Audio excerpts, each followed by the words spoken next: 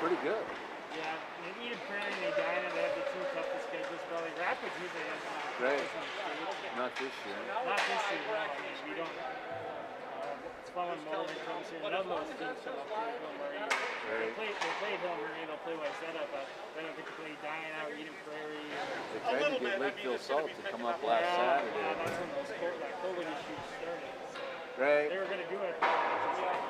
Well, it was the thing where they don't want to come this far, and we don't really want to drive there, but they should want to come up there and play. I know it's some of them. Although for them, it's what, 4+ hours from Lakeville. Yeah, I know. It seems like a lot of those, I don't know about the Lakeville coaches, but a lot of those coaches, like Ken Pauley, that's coming up here, the Vanille coach. A lot of those things like coming up. They were who was here for hockey day, weren't they? With Vanille, yeah. That'd be weird to see like Edina playing. They never come up here. They never try. Right? They never. Don't have to. Play all the good city teams. I'm sure your parents appreciate that effort. Yeah, big dumb idiot. Yeah, he was working on it for about 3 minutes, and then finally it went. It's already broken. I don't know. I still use a wood stick. Someone gave me chaff the other day. Lift this new fibrous or one or whatever. Yeah, it's pretty wet. Eric isn't helping coach junior gold, is he? No, just his buddy Glenn Bergman. 2 hockey players on there. The rest are, you know, guys from football or athletes. Yeah. Back the game, late starters. I just want something to do. Some of them are basketball players. Yeah. I thank you so much. Thank you. And I have Sheldon put it on Facebook just like you. I saw his, and we were in it. I don't know. I don't think we know. Well, ask Reed Larson, see if he can go on the matters. Oh, sure. Good luck with that. They all need a ride home.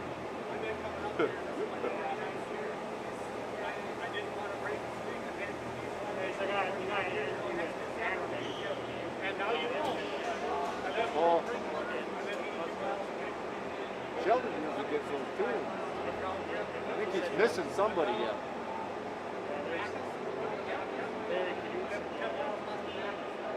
I bought a scan, so I know where back is in. Oh, that's my classmate. Huh? Moorhead. Oh, really? Larry's. Where are they setting up? I think my wife was calling all my Oh, I see him up there. Nice. Up in the... You see, Larry made the trip over here. Yes, she did. I don't know. So are they? I think they're going to have a camera person there, aren't they? I don't know. They must be for team film. Yeah. So when do you think they're going to be coming out here? What time about? Probably. Probably. 5:35. 5:35. I know. The boys are going to have their hands full. See you, Blake. Okay, I think so too, actually. Alright, there's that. They found a way to get the east out of that trap.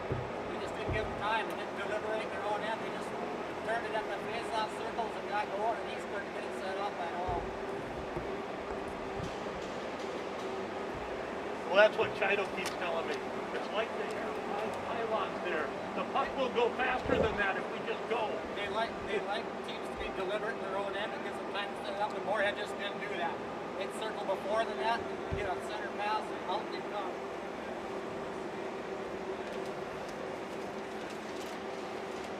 Okay. Is that Tom? That is Tom Downey.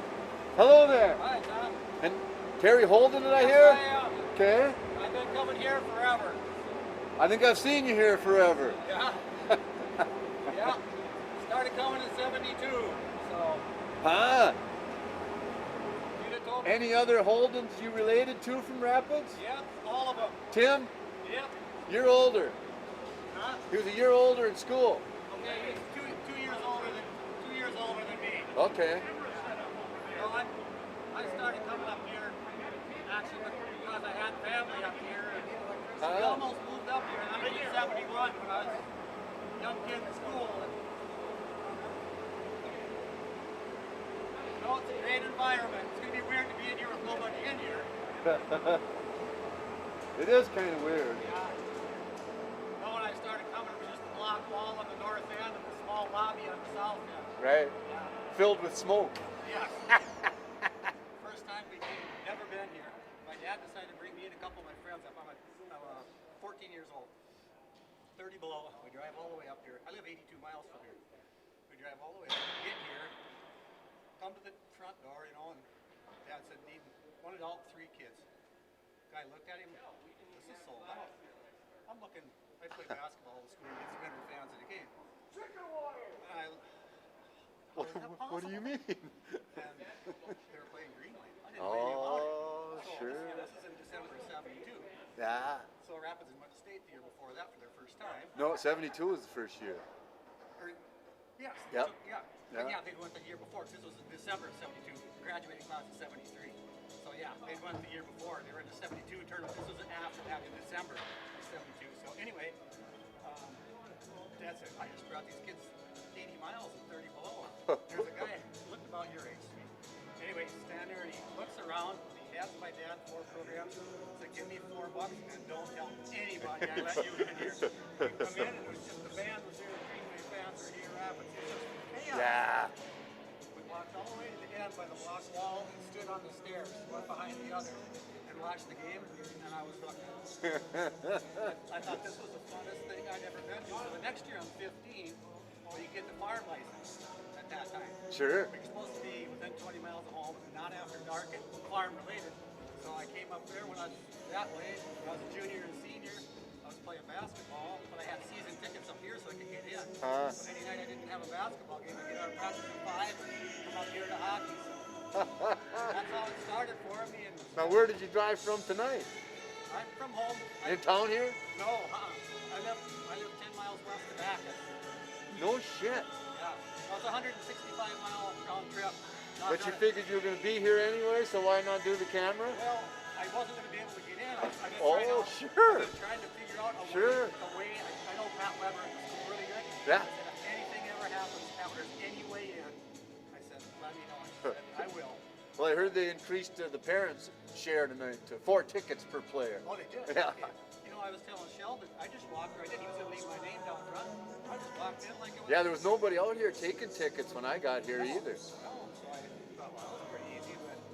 But no, I've been coming all those years. This would have broke my streak. I was going to come Saturday and sit in the parking lot and listen to the Royal game just so I could say I came and not break my streak. Because next December, when I come up, it'll be 50 years in a row. I've come from that far. I bet nobody else has done that.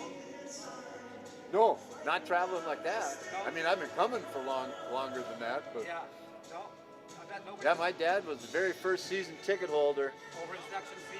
3 tickets, top row, section D on this side. Yeah, I know. I always used to stand at the rail behind the Rapids parents. I watched them get older and finally disappear with Flemings and Yeah, guys.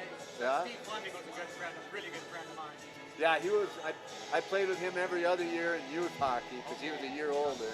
Yeah, that's where my cousins lived over there between Wellivers Right, and Flemings on the south side right. of KLA. Now this is a dumb question and off the cuff, but the Holden Insurance Agency in Duluth, the guy who advertised sure looks a lot like he sprung from the loins of Tim. Well, it could be. I don't know him, but we got a pretty. Do you know where Tim is? I think he's around Barron, Wisconsin. Oh, right now. okay. He All right. kind of like a leaf in the wind. You never know where he's going to end up. He bought a piece of land up by, up in that ore country. Somewhere up in the boonies. He bought 40 acres. You pretty much can only get to when it's frozen. Typical Tim fashion. But All right. he's got a little cabin in there. Boy, have they changed their lines a lot since the last time we were out there. Yeah. Moorhead. They look darn. Did you watch their East game Tuesday? No, they slaughtered them. They look pretty dang good. The boys are going to have their hands full tonight. I hope they're not too rusty from the 2-week playoff. Well, they probably are going to be, and then short all the players. And Is everybody healthy? They got the full lineup? no, they got the goalies out. 1, 2, 3, 4, 5, 6 other players. Rapids Rapids is? Yeah. Oh my gosh. With what? With COVID? Pilkington is out, the starting goalie. Oh crap. Mortensen hasn't played a lot. Stauffer hasn't played a lot. Browse, Henke, and Lagergren, which is another backup goalie. So they're going to skate about 4. Yeah. Protocol. Yeah, one had it, Henke had it, and the other's got it via contact, tested. And I guess everybody's clean, and 2 will be back. Well, I think 16. Well, that's too bad. What do they got for a goalie to replace Wyatt? I think it's Gunderson playing tonight then. Okay. Miles Gunderson. Is he okay? You know, I don't know. It might be Gavin True. Yeah. Huh. I would say that no. They're JV goalies that I've seen and never been that impressed with. But we'll see. Is that what Gunderson is? Is JV goalie then? Yeah, Gunderson and True and Lagergren are listed as the JV goalies. Huh. And then they list Gunderson and Lagergren as well as Pilkington on the varsity roster. Yeah, that's concerning to not have your Yeah, starting goalie. it's not too bad seeing you got your solid D in front of you. Yeah, they're going to need to And- play well because And if they're only allowing 17 shots on net per game, Yeah. keep it like that, they should do Moorhead okay. outshot East 31-12. Yeah, And they sniped some shots. I mean, they made some shots that a good goalie would be pressed on. But they had some pretty good looks too that I hope Rapids don't give them. But we shall see. yeah, it was a pretty boring defensive game out there. I think 2-0 or something like Yeah, that. 2 or 3. Yeah.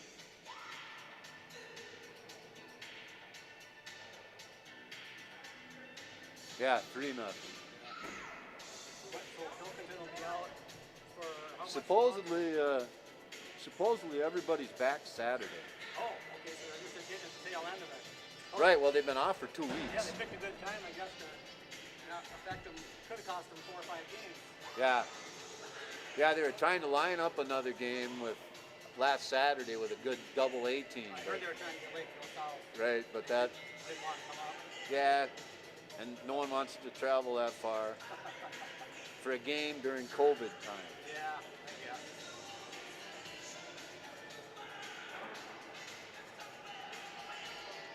The sections are going to be played at high seed all the way Yep. through the championship. Through the championship. That's why it's so important for Rapids to keep winning. You need to get higher QRF than Andover. So neck and Right. neck right now. Yeah, right now they're ahead. Andover's got a really easy schedule compared to Rapids. So I hope that plays into it. I don't think Rapids will have quite as good record. Yeah. Joe talking to us yet if you've been watching. What's that? Joe talking to I us haven't yet? been looking. No. I'm running late.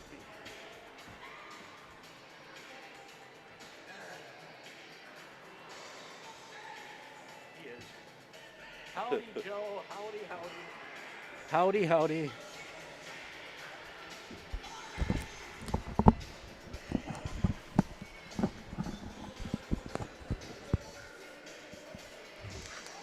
Geez, their lineups have changed a lot since the last game. The first game.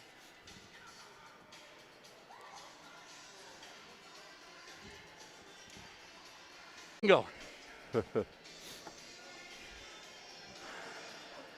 Yes, please. Sheldon, do I have to come and visit you with the computer Why? for Saturday? I mean, you switched stuff to J105, but you were just making sure that was okay. I can still operate on CamFY without any switches, right? Absolutely. Okay. And the hotspot's usually been okay in Hermantown, right? Hotspot's fine. Yeah.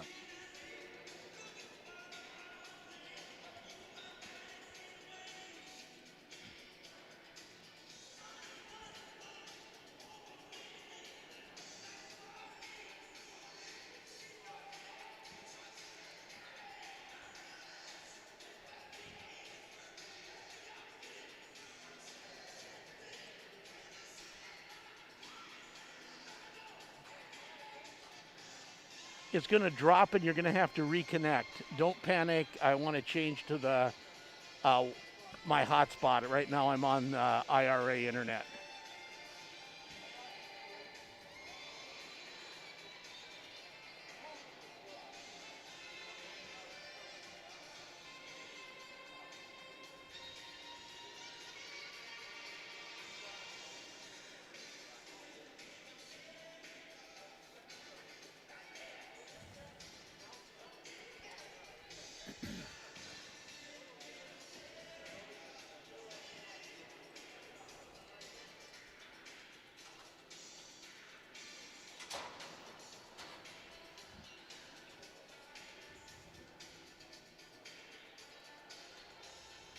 All righty.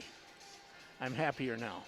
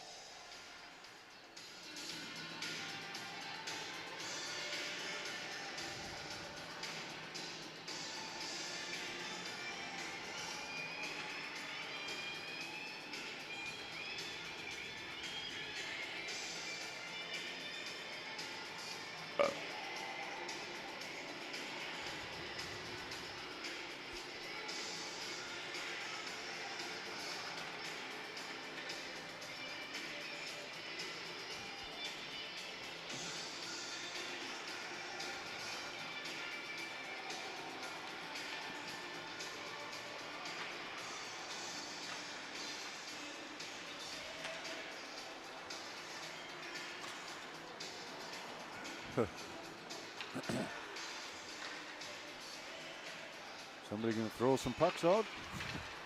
We're going to warm up without him.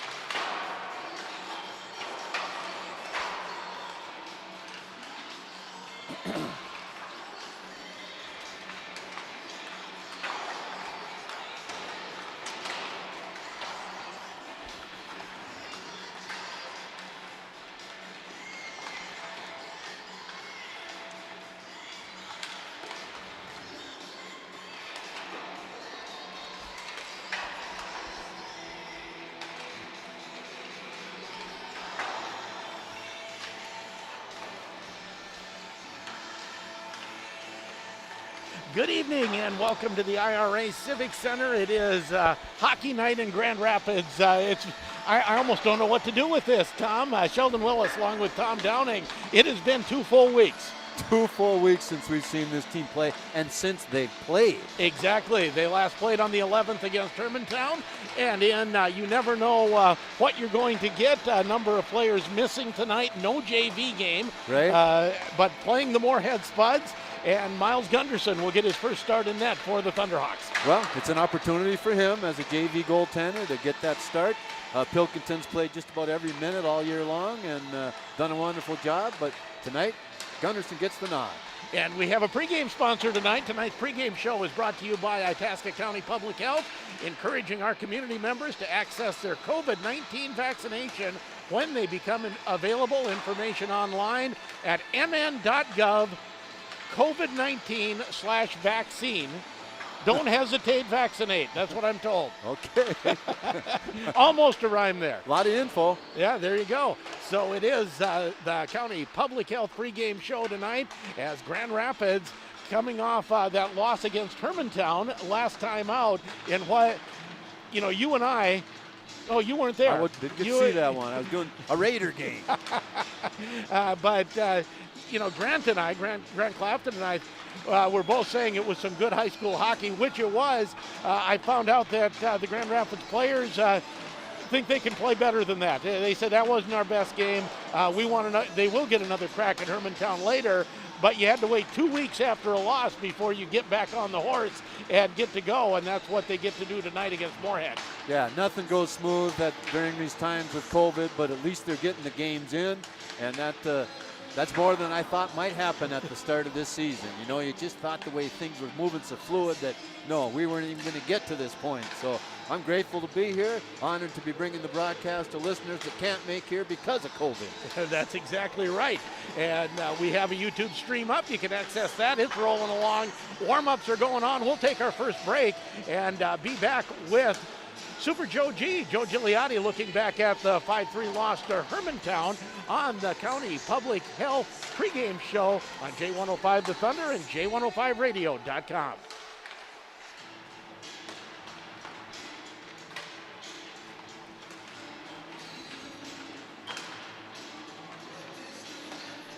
All right, 2.5 on either end.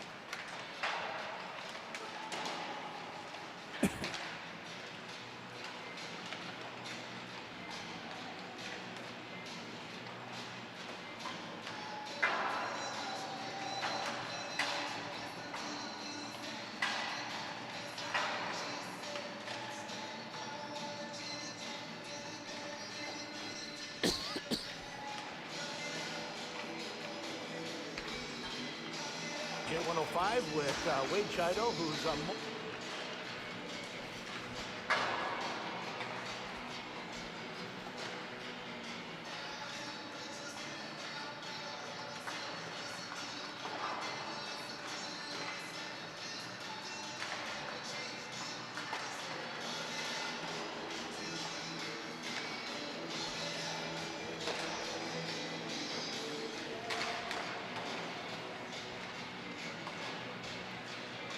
Drew said that the 3 extra D are just going to stand down there. They're not coming onto the bench, and they're going to skate 4D. yeah, that doesn't bother. That sounds normal. Yeah.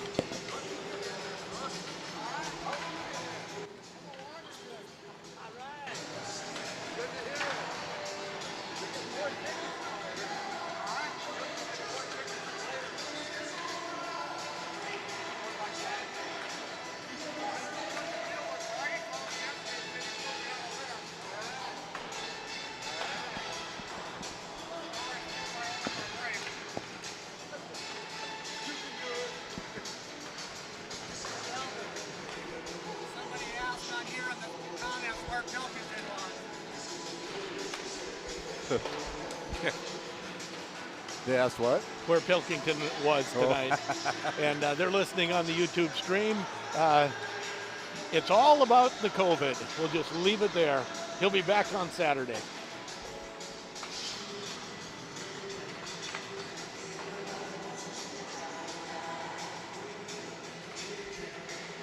Well, they've expanded tickets to 4 now, per player, manager.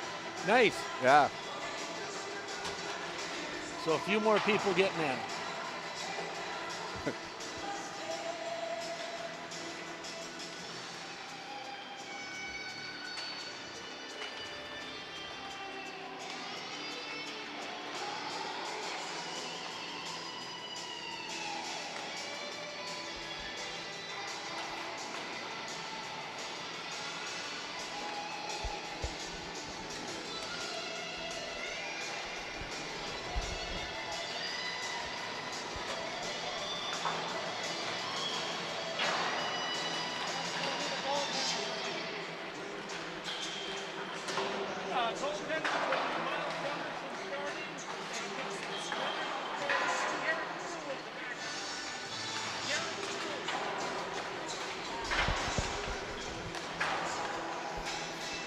Yeah.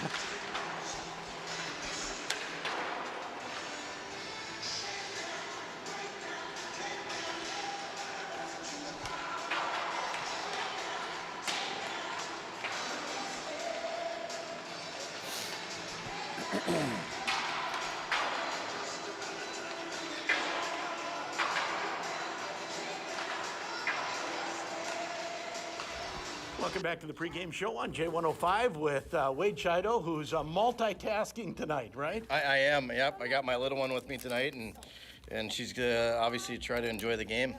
And speaking, I was thinking, what things you can't control, you know, between the 2-week layoff and then a little bit of a different roster tonight, it just keeps coming. Yeah, we'll be fine. It is what it is. It's the year of COVID and how it works, and so we'll be fine. We'll be ready to go. And I know missing some players tonight, no JV game. Does that make the feel of tonight's game a little different when you don't have a JV game first? No, we're hungry. We haven't played in 2 weeks, and the guys are ready to go, and it's really no excuse. You know, they're prepared. We've had 2 weeks of practice, so we'll be ready. And Moorhead coming off a really solid win over Duluth East. I know, you know, Duluth East isn't going to be the number 1 seed, it doesn't look like, but when you put in 6 against them, you're playing pretty well. Yeah, they're a solid team. They're a well-coached team. They do things the right way. I know they're going to make it tough on us tonight. They're going to clog everything up on us, and they're going to work hard. And we got to earn our stripes, and we got to earn our spots, and obviously when you do that, you're going to be successful. How much are you looking forward to getting back just to playing hockey regularly? I think 2 games now this week and then 3 the rest of the way. I think the kids are excited. They're probably sick of listening to me and the coaches in practice, and they're ready to go. You know, it's nice to have game after game now the rest of the year until playoffs.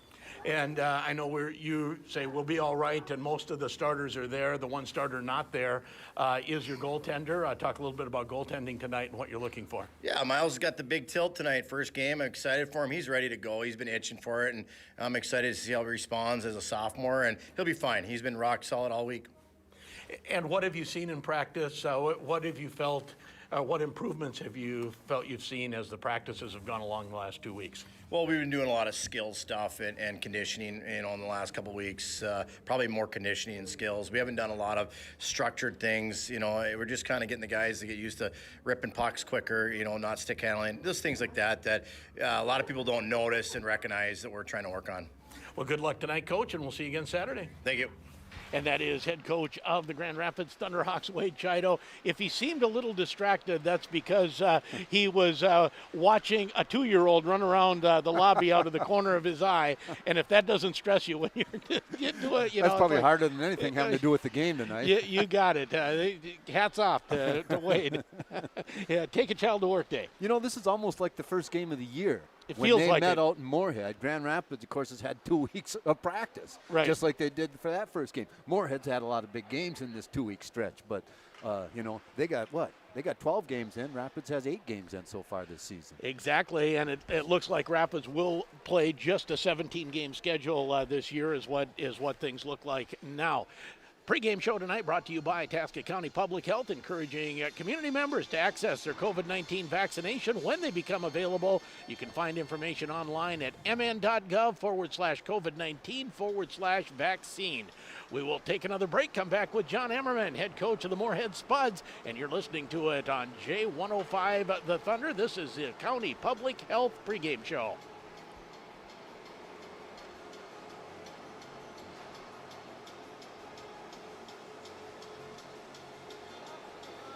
Two and a half, please.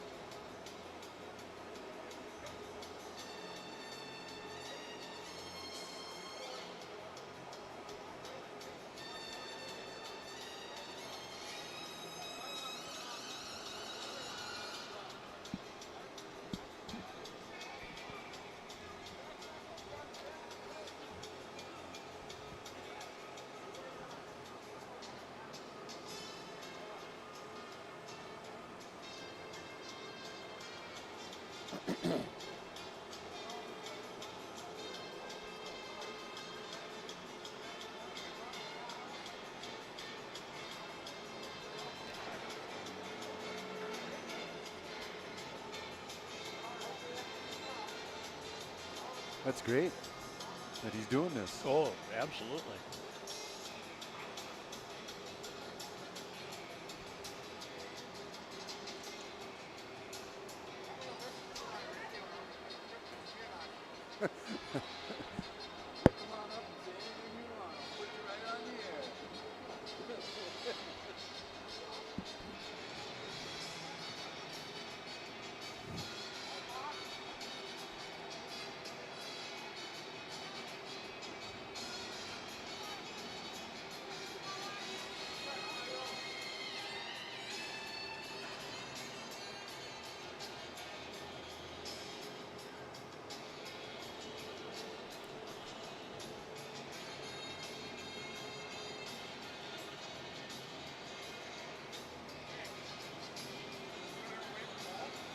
What's that?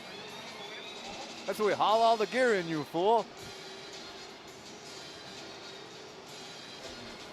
Welcome back to the pregame show on J105 with John Emmerman, head coach of the Moorhead Spuds. And Spuds coming off a nice win, I believe, against Duluth East last time out. Yeah, and, you know, top to bottom, probably our best effort of the year. You know, talking to a few people, this is the true second half, you know, in terms of a normal year, quote unquote. We're now in our 12th game, and that's when you start to see some things come together. Guys get comfortable in some of their roles, or just are more aware of what their roles are and what they can and can't do at the varsity level. So it was a good effort, a great start to the week, and hopefully some things now that we see in the second half of the year.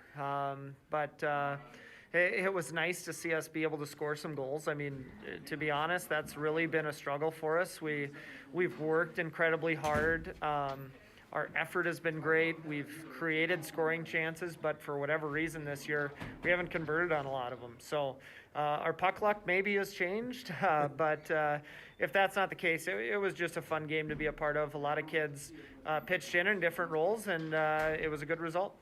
And talking about things no one can control, no JV game here tonight, so things seem a little off kilter in that sense, and it's a long drive for just a varsity game. It is, but you know, I mean, that's the dynamic of this year, and we've been fortunate enough that we haven't had to deal with it a whole lot, you know, in our side of things.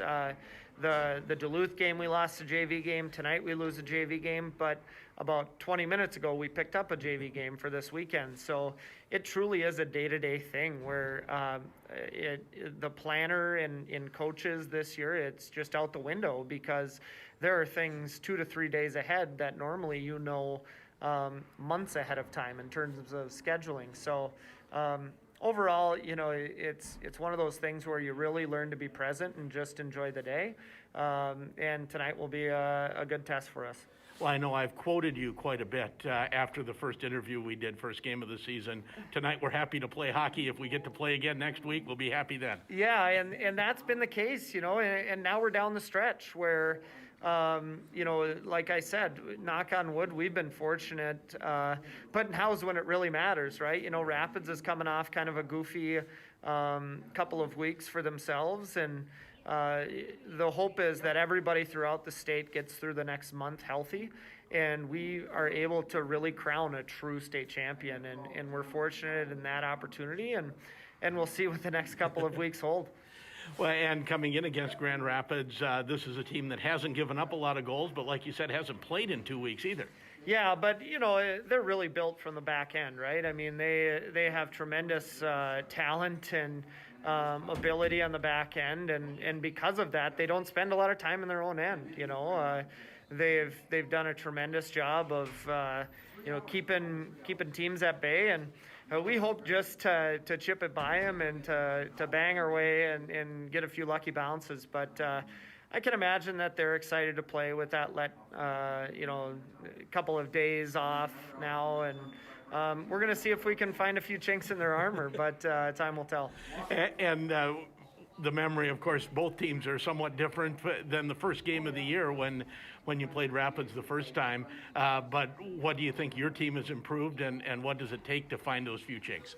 Well, for our team coming into the year, and we talked, months ago now, but we returned a center, we returned a backup goalie, and we returned a number 5 defenseman, and that was our returning experience at the varsity level. And now we're 10 plus games in for all these guys, and as well as I and the listeners that the varsity level it's just a different level from bantams and junior varsity. So our guys' feet are wet. They're still green a little bit, but we've liked the effort. We've liked some of the things we've seen, and now hopefully down the stretch we start to see some of those things we've liked more consistently. And you're going to see a team that's hardworking, I think.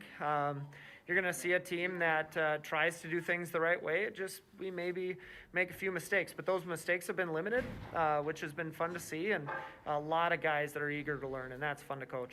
Well, good luck tonight, Coach, and glad you were able to make the long trip here. Yeah, it's our pleasure, especially coming here. A beautiful rink and a good test, and hopefully a safe bus ride home. And that is John Hammerman, head coach of the Moorhead Spuds, as you are listening to the Itasca County Health pregame show. Moorhead hitting the ice, new sheet of ice ready to go. These are pretty sharp away uniforms.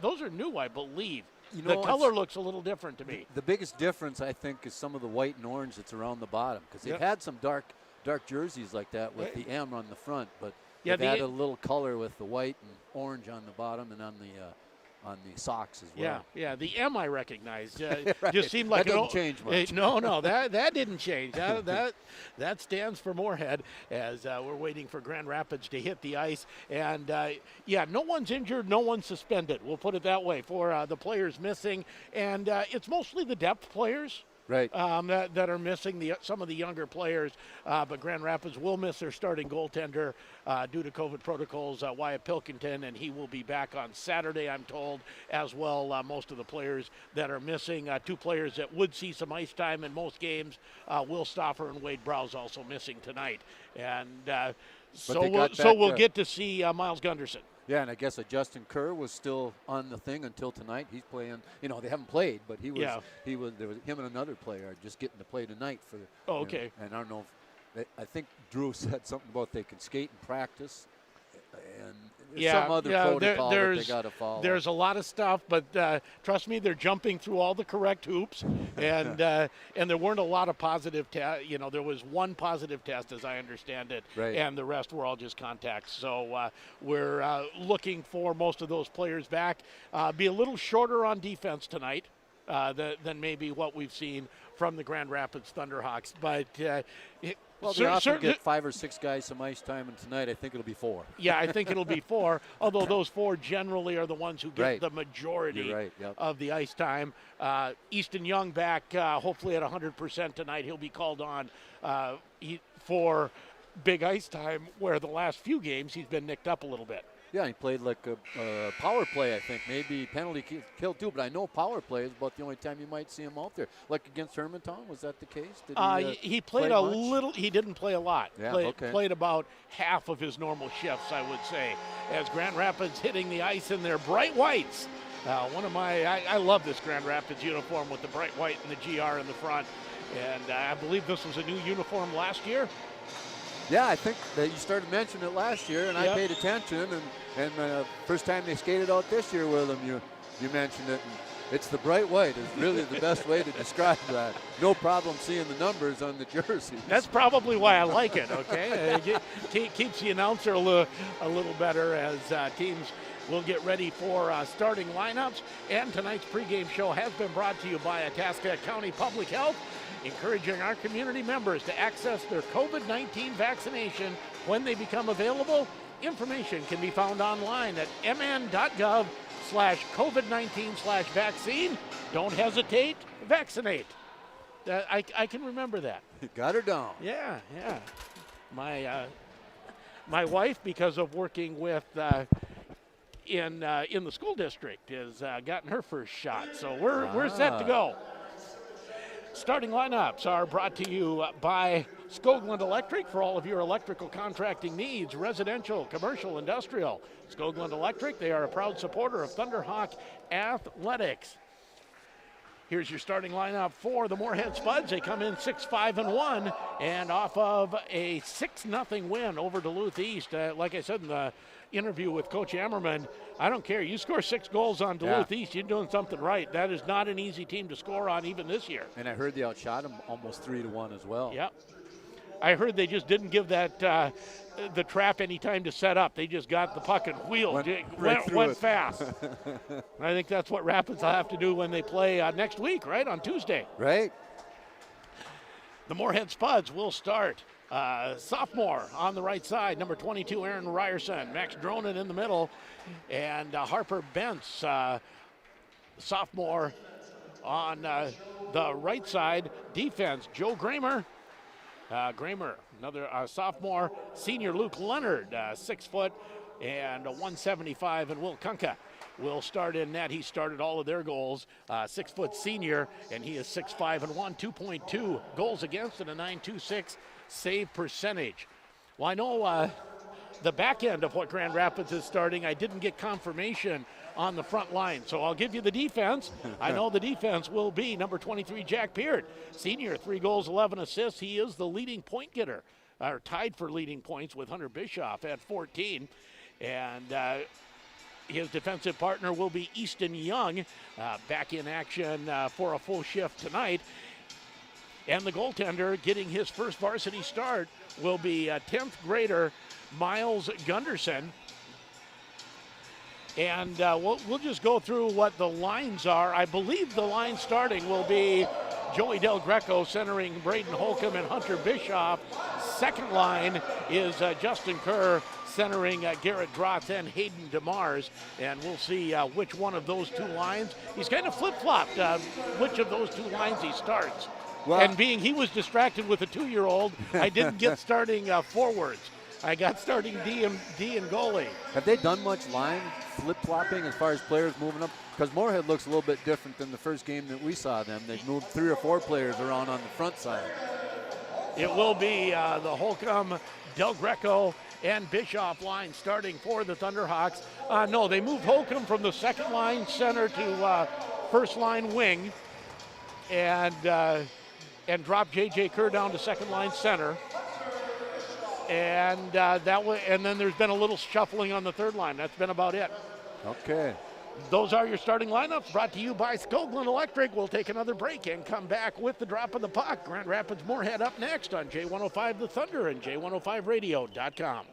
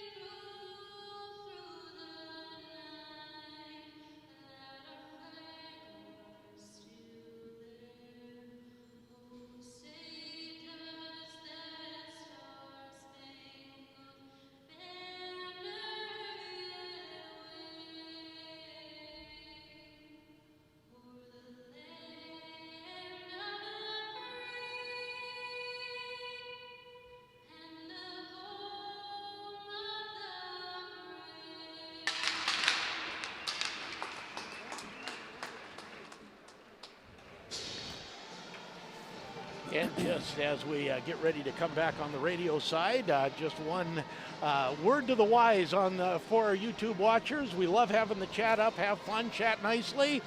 You will get no warning. You go out of line, you will be blocked. Well, is that how that works? That's how that works. You know how to do the blocking? Super Joe does that for me back at the station. All right. You guys know your technology. Logan Kushel coming back to town to do the national anthem. Nicely done. What is she, a sophomore down at Mankato State? Yeah, I think so. And I really love Megan Gunnarsson, who's done a lot of the national anthems this year, the current high school student. But Logan Special, boy, she does a great job. Yeah, that's what I was going to say, is that whoever's been doing it all year has done a great job too. But always nice to see somebody return involved with their high school. Welcome to the big show.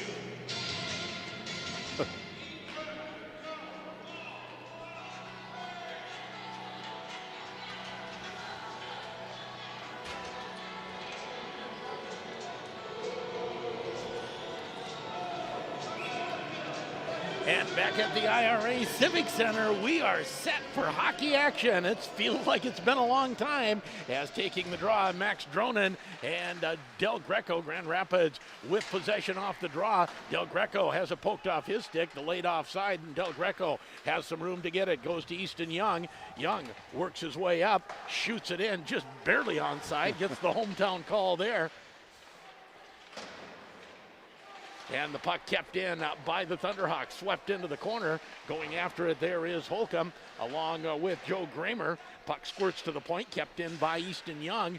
Young gets it to the half wall, trying to dig it out is Braden Holcomb. Finds Peart on the far side, takes it on the backhand and shoots it just wide. Wow. Just wide, but very nice shot, low and hard. Had to pick it up on the backhand, do a pirouette, and snapped it just wide on the short side. Kept in again. Nice first shift for the Thunderhawks as the puck shot into the Thunderhawk zone, and we'll have an icing call. Faceoff will come back in the Spud zone to the right of goaltender Will Kunka. As Grand Rapids sends out the second line.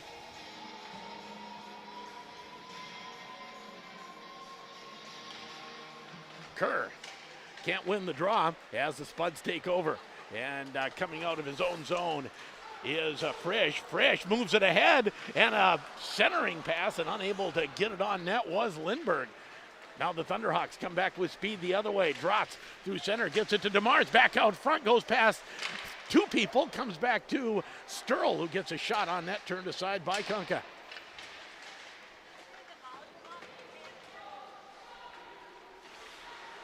Moorhead started to move the puck behind their net up to the half wall to the winger. Sheldon's taking care of some business here. Rapids can't keep it in at the blue line. And skating up to the red line, dumping it is Moorhead.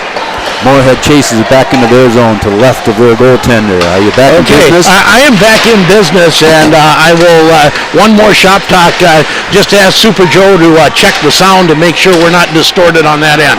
As the Thunderhawks, on the YouTube stream, we're talking.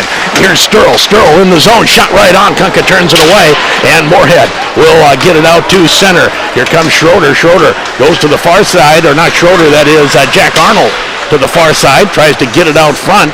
Thunderhawks stop that, and banging it off the boards is Bonner, can't get it out.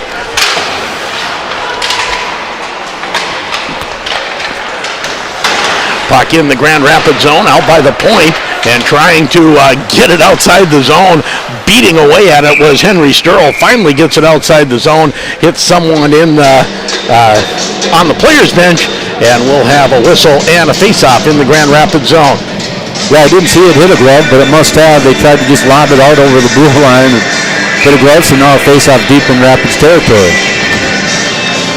14:32 to go, no score on the Grand Itasca scoreboard. Peart behind his own net. Peart slides it ahead. I think he thought Young was going to join the rush, and Young was...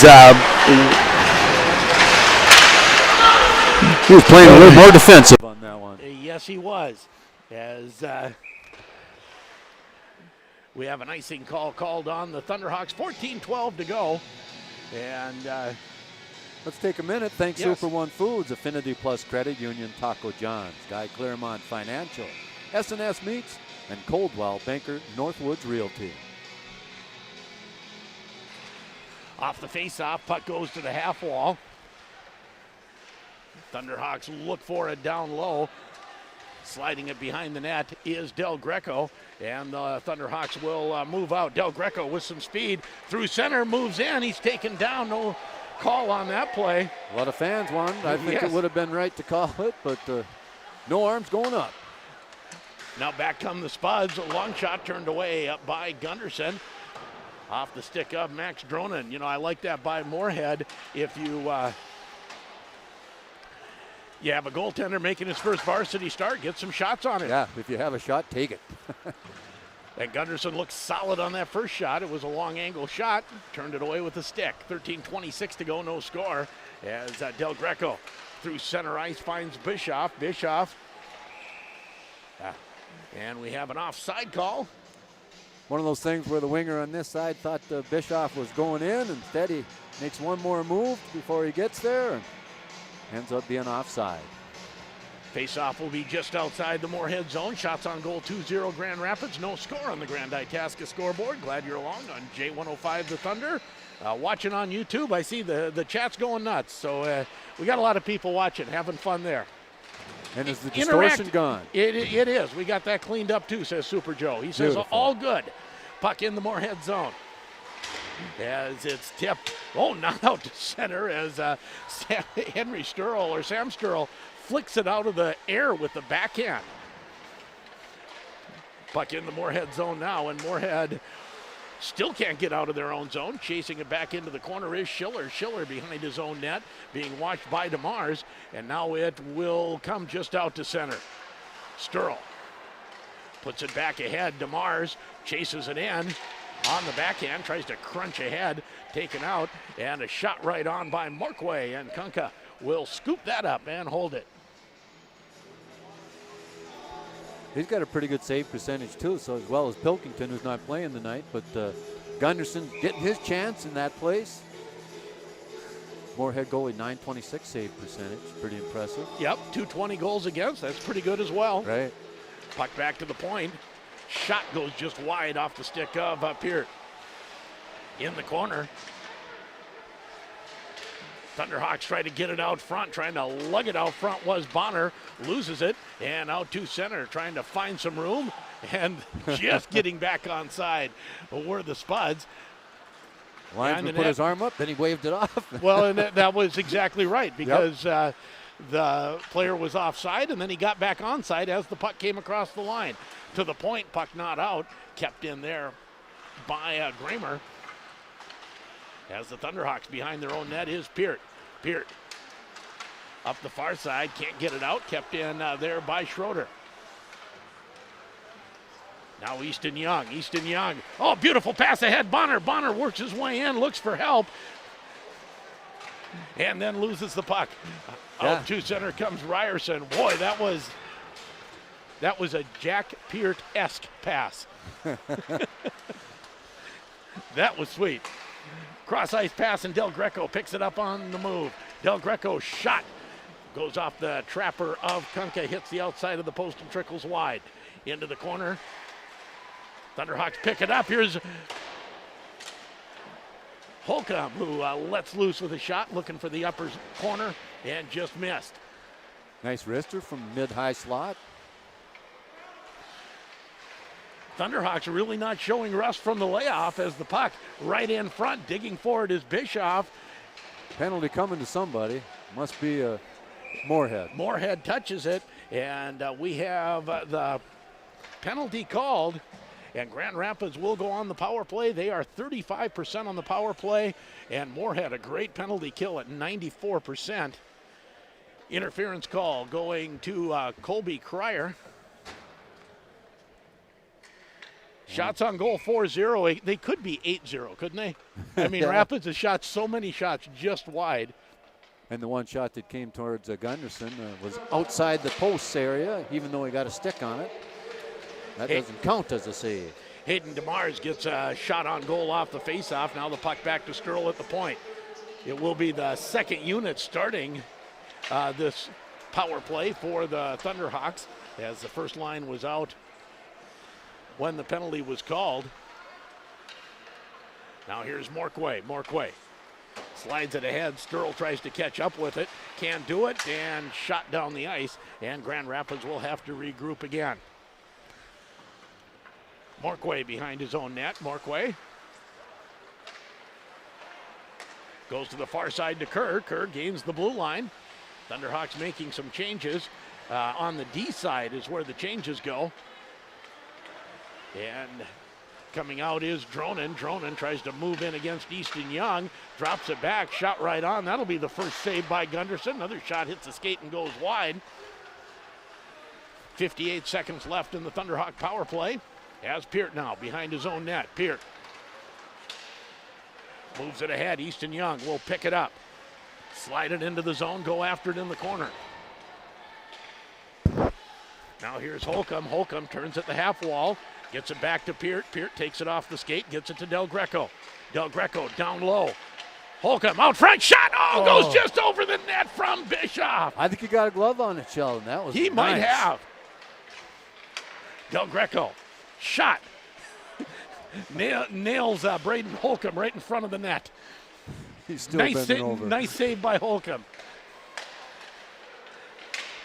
Cross ice pass looking for the back door for Del Greco. 12 seconds left in the power play. Out front, Bischoff trying again, can't get it. Now Peart takes a look, goes down low. Sharp angle shot by Young, doesn't get through. Peart has another shot at it. That shot turned away, and the Thunderhawks, all kinds of pressure, couldn't quite put it past Kunka. Had about 3 golden opportunities that did the first unit on the power play. Now here's Easton Young. Young shot, scores! Easton Young makes it 1-0 Grand Rapids. Bound to happen at some point. They were shooting fine from the point early in the period and missing the net. That one didn't miss. Yeah, you just felt it was coming off that last shift, and Easton Young will get the goal. I'm pretty sure. I didn't hear or see anything different. He took the shot from the point. I think went directly in, low on the long side, on the far side. What's that? I said far side or long side. Which do you call it? I usually Either way. Yeah. Okay.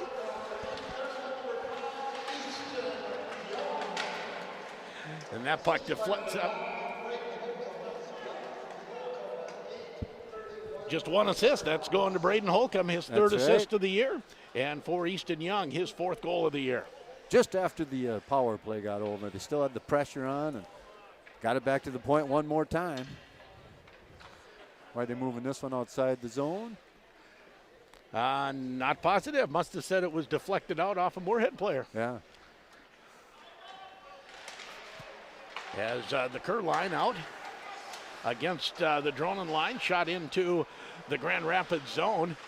Dronen tries to pick it up and center it, put into the corner by Sturl. Now DeMars at the half wall, he'll get it out, then taken off his stick. Sam Sturl now goes cross ice to Morquay.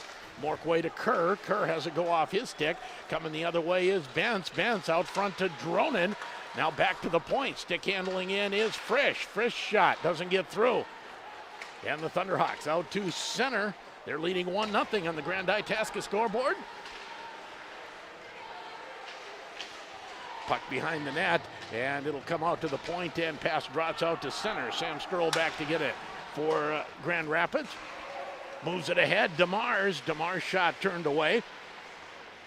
Never got it through the defenseman, and picking it up now is Martinson. Cody Martinson, nice move, comes in, shot right on, and Gunderson makes the save, and he'll hold on for the faceoff. First time he was really tested, but man, the Rapids is just flying. They are. Looks like there's a little pent-up energy there from 2 weeks of practice. I think so. Sometimes you wonder if there's going to be rust. They look ready to go tonight, letting the horses out of the barn. Peart behind his own net. Peart will actually turn to the near side, never went behind the net. Stick handles through everybody. Puck coming in front, and nice job there by Ben Bonner to keep that from being an odd man rush the other way. Now Peart again. Peart out front, shot. Oh! Ben Bonner was looking for his first varsity goal, had a tap in and tapped it into the goalie. And there was some open net, wasn't Oh, there? there was I saw some open net. Quite a bit of open net, Oh, man. but he tapped it back too far the Right. other way, and it got into the goalie's pad. Say, Sheldon, I noticed on that power play that Rapids had, do they ever use that reverse entry that the pros are using? They don't, do they? I don't I've never think seen so. them do it. Off the face-off. And I like that. Here come the Spuds with Triggs. Carson Triggs tries a centering pass, doesn't get through. Peart, also Del Greco tying it up behind the net. Puck comes to the side of the net. Now the Thunderhawks take over, flip it out to center, where Kramer picks it up, shot back into the Thunderhawk zone. Peart sweeps it for Young on the near side. Now Del Greco to Bischoff, ahead to Holcomb. Holcomb, oh, he was looking for Del Greco cutting in, and that was broken up nicely by Kramer at the defense. At the half wall, Thunderhawks pick it up. Here's Sturl. Sturl shot over the net. Another shot that goes wide. Shots on goal are 8-2 Thunderhawks. And 1-0, Grand Rapids in the lead. They have certainly, for the first 12 minutes of this game, been the dominant team. As Kramer does get it out to center. Puck into the Thunderhawk zone. Centering pass right out in front. Gunderson makes the save. Ends up with Hunter Bischoff on top of him.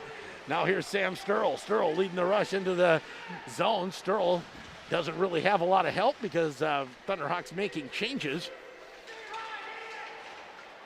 Puck squirts free, and here come the Spuds out to center. Ryerson puts on the brakes, drop pass, nice drop pass, centering pass then is blocked by Kerr. Kerr behind the net to Morquay, long pass ahead, but it's just behind DeMars, and it goes all the way down the ice. And we're going to give a shout out to our cameraman tonight. That is Terry Holden. We didn't have a camera person, put it out on Twitter, and this is his 49th year of getting to a Grand Rapids hockey game. He's 80 miles away, drove here to do the camera and get in the game. He's got to be the best at that, because since '72 he's been doing this, driving up here for games. He bought season tickets when he was in high school. I love it. I love it. So big thank you. As off the face-off, DeMars gets to the puck first, backhands it just wide, and he just outraced Grant Frisch for the puck there. Now slid ahead by Peart, gets into the Moorhead zone. Drotz fighting for it at the half wall. Spuds will come away with it, come out to center. Long pass ahead for Ryerson. Ryerson can't beat Young to the puck, comes to Peart, back to Young. Peart now shot all the way down the ice, but it's tipped at center, so no icing. Both teams making changes. Dronin tips it into the Grand Rapids zone, and Morquay back to get it. Morquay to Sturl. Sturl up to Wyatt Holcomb as the Thunderhawks get out to center. John Bonner puts on the brakes, tries to center it. That's blocked. John Bonner, who made a commitment this week to play college football at St. Scholastica. He did, huh? Yeah. Congratulations. Long shot, and Kunka makes the save, and he holds on. He will join I think he'll be quite an addition to that program. Caden Hofstad, who's also going there. So it may be an all Grand Rapids backfield in a couple of years there. And they moved up in divisions, I think. I'm pretty sure I saw that. Not in divisions, conferences. That's what they did. That could be. That kind of has the ripple effect of St. Thomas moving up to D1, I think, right? Yeah, maybe so. Off the face-off, Morquay's shot doesn't get through the traffic. Bonner at the half wall. Bonner puts it out front.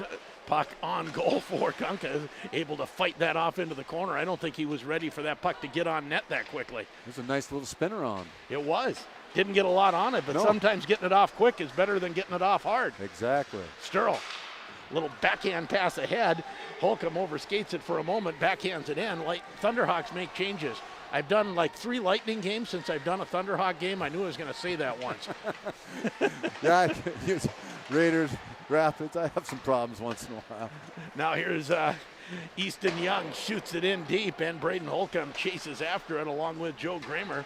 Puck goes to the far side. Now Kramer will try the near side. Gets it out to center, no farther, as Bischoff stops it. Del Greco has it poked off his stick. Now Peart with some room.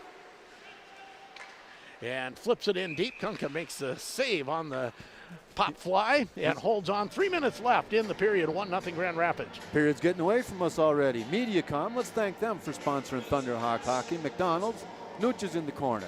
Grand Rapids State Bank and Dondelinger Ford. Face-off will be to the right of goaltender Will Kunka.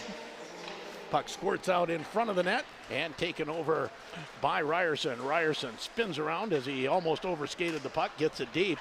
Peart back to get it. Now Easton Young to Peart behind the net. Peart, little lob pass ahead looking for Bischoff, and Bischoff able to move it ahead to Del Greco. Del Greco tries to cut across in front of the net, unable to pull the trigger, and now out to center ice. Here comes Ryerson. Ryerson to Dronin. His shot turned away. Don't know if it would have been on net or not. This one squirts right across the crease, but the Thunderhawks take over. Out to center comes Peart. Peart moves it ahead to Young. Young gets the trailer out front, and Kunka gets there just in time. Now, I don't know that I've ever seen that. What's that? That was a 2-on-2 with The the two defense. defensemen. Yeah, I saw him start to head up the ice. As soon as they did, the three forwards headed off. Finally, one of them got in on the play, and they moved it back and forth in front of that nice pad save to smother that floating puck. Not pad save, but nice glove save. Yes, it was. On the draw, Thunderhawks will win it back to Sturl. Sturl shot right through the screen. He went through both number 16s, Carson Triggs, and as off the face-off, controlled by Moorhead, and Moorhead with a little bit of speed. Puck slides wide of the net. Back behind goes Sturl, and then it's picked up by Kerr. Kerr moves it ahead to DeMars. DeMars flips it through center. Now Drotz. Drotz pulls it in after the way was clear.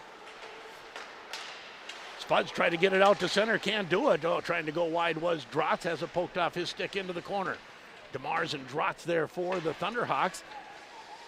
Puck poked ahead and taken over there by Cryer. Cryer gets it out to center, and Sam Sturl will have to go back for it. Better hurry. Triggs making the forecheck. Gets it out to center, no farther. Back the other way comes Schroeder. Schroeder has a puck poked into the corner. Schroeder carries on deep into the Grand Rapids corner. Minute 10 to go. This has been a period that has moved along at a breakneck pace. I was going to say it's been fairly fast. Not a lot of whistles and a lot of 1 minute and a lot of skates flashing. Yeah. Some back and forth, but a lot of Rapids control. 13-3 shots on net, 1-0. Thunderhawks lead. Puck into the Spud zone as the Thunderhawks make some changes. And out to center comes Martinson. Martinson has it poked off his stick. Now Holcomb ahead to Del Greco. Del Greco finds some room, comes in. Centering pass. Oh. And that was a beautiful block by Frisch. Now back to Easton Young, goal scorer for the Thunderhawks. Backhanded in front, and Kunka, the save, holds on. No, he doesn't hold on. Bischoff charging the net, poked that loose. There's a lot of players charging that free puck, and eventually it squirted out beyond them. You know that with the 2-on-1, the angle Del Greco had, I just wanted a shot. Get the shot on net and keep driving. He had another guy driving from the other side, but didn't have a great pass angle. No, and I think what he tried to do was put it into a space on that side of the net and get there himself, but he was blocked from getting there. Final 12 seconds out front. That shot doesn't get through as Holcomb tries the one-timer. Long shot down the ice. That is an icing call, so the Thunderhawks will get one more offensive zone face-off with 6 seconds left. 1-0 Grand Rapids leading Moorhead. And the scoreboard brought to you by Grand Itasca Clinic and Hospital, the official sports medicine provider of the Grand Rapids Thunderhawks.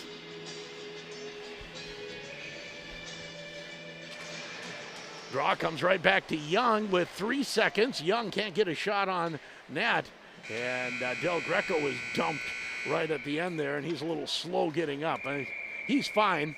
And now there's a little bit of, he's fine. He's holding his side a little bit. I think he took a pretty good slash or spear right in the side. Yeah, down low. A lot of sticks getting worked down there. As Good period of play, though, for It the was a good Thunderhawks. period of play. After 2 weeks, it's amazing that they had such a good period. Grand Rapids comes out of the first period leading 1-0. We'll take a break. You're listening to Thunderhawk Hockey on J105 The Thunder and J105radio.com. Can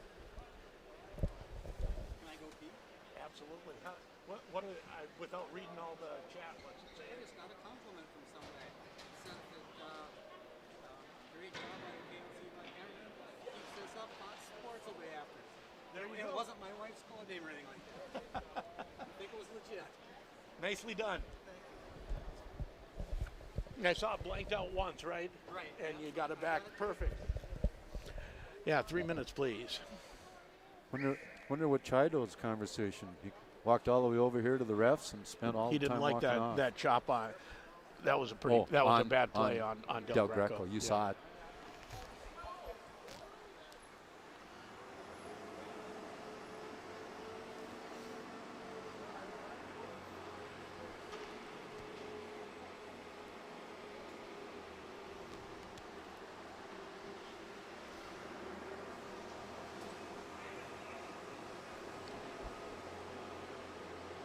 So, and I know we're talking to our YouTube listeners as well, which may be more than our radio listeners. I don't know. I know we got a lot of people watching. Did you see any difference in Peart's game compared to other games? I know you didn't see the Hermantown game. You know, not yet. No, he seems to be able to move the puck when he wants to and skate up the ice. I mean, twice I saw him and Easton Young heading up together as the guys putting the offense on. Why, do you think there's something a little different? I do. I don't think he's sitting and surveying as much. He's going quicker.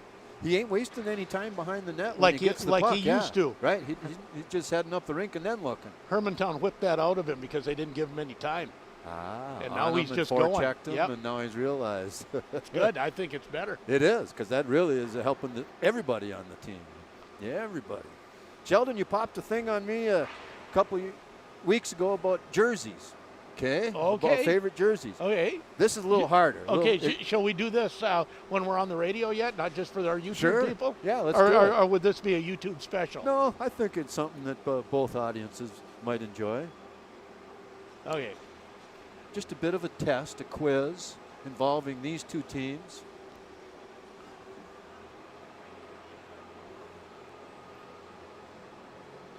Yeah, that would be fun. But they won't be able to hear it on the YouTube stream. What's just that? On the radio. If we did some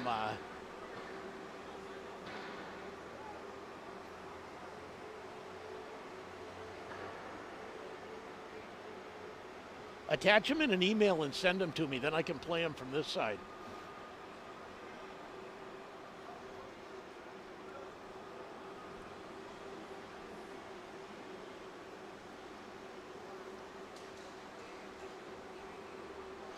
Back at the IRA Civic Center, a quick first period and a fast first period, and one dominated territorially, especially by Grand Rapids, especially in the first 10 minutes. They were all over Moorhead.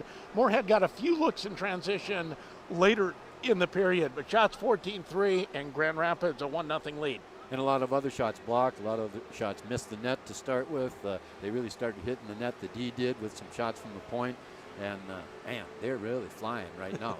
It's impressive. I'm really glad that I got to get up to this game. I haven't seen one in probably 3 weeks because I was doing something else when they played Hermantown. Exactly right. You will see Hermantown on Saturday against Greenway. Right. That will be on 96.9 KMFY. I'll be here with Grant Clafton for Warroad in Grand Rapids, which should be a good one as well. 1-0 Grand Rapids after one. We'll take another break. Be back with our between period summary, and you're listening to Thunderhawk Hockey on J105 The Thunder and J105radio.com.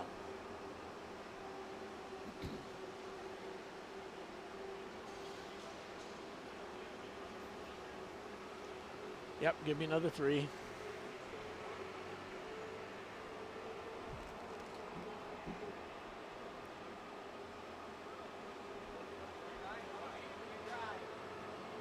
And yeah, we'll do it. We'll try. We'll see if we can come up with space to do it in the second intermission. I always have lots of commercials, but What's that? If nothing else, we'll do it for the YouTube stream if I run out of time to do it on radio. What? Run some This Day in History goals. Oh. There's this is the anniversary of the 2017 semifinal comeback against Elk River and the 2016 finals win over Duluth East. 4 and 5 years ago today.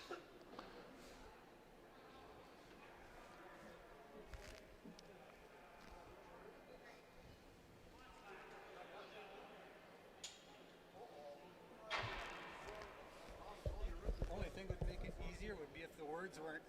I I'm trying know. to find the puck in there, I and know. I started trying to watch and do that. I'm getting a little bit, looking a little bit there and hitting it with the camera, but Yeah, I know that happens. yeah, put a little puck just hides behind that black. Yep. You know, so kind of watching both ways at once. Yeah, you just kind of know you're in the basic Yeah. frame. Yep, that's it. Let the camera do its thing.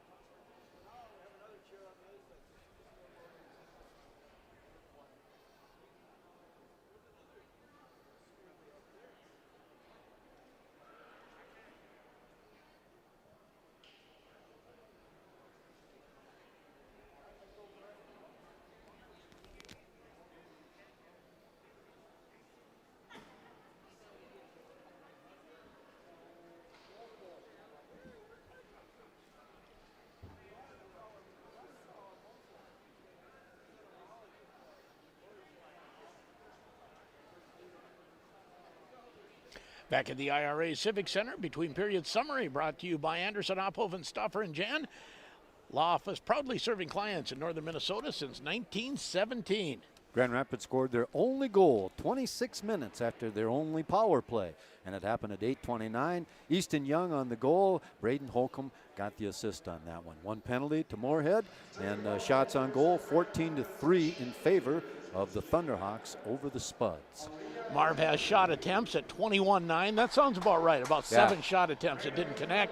Blocks 4 for Grand Rapids and just 1 for the Spuds. Face-off, Grand Rapids winning 12, losing 6, and scoring chances 5-2 Grand Rapids.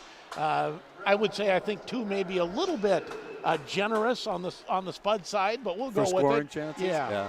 And the between period summary brought to you by Anderson, Ophoven, Stoffer, and Jan, proudly serving clients in northern Minnesota since 1917, not 2017, over 100 years. One more break. We'll be back with the second period. Grand Rapids leads 1-0 on J105 The Thunder, J105radio.com.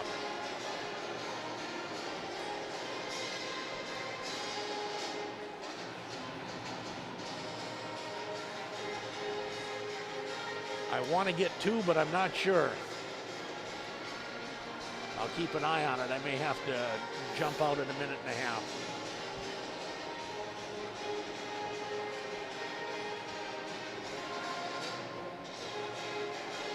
I haven't done a boys game for 2 weeks. I was struggling keeping up. That was darn fast. Yeah.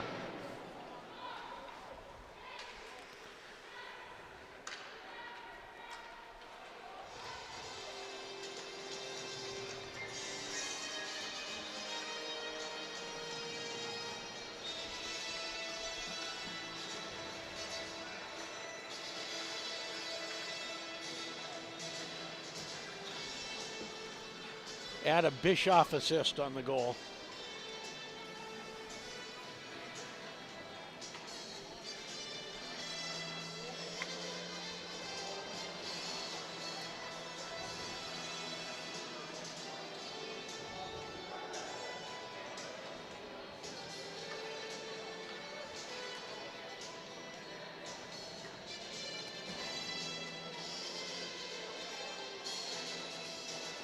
Yeah, we're going to miss the face-off by just a little bit, but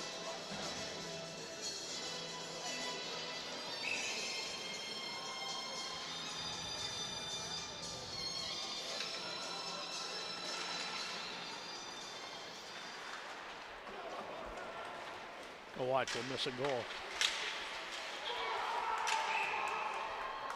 Waved it off. Wow.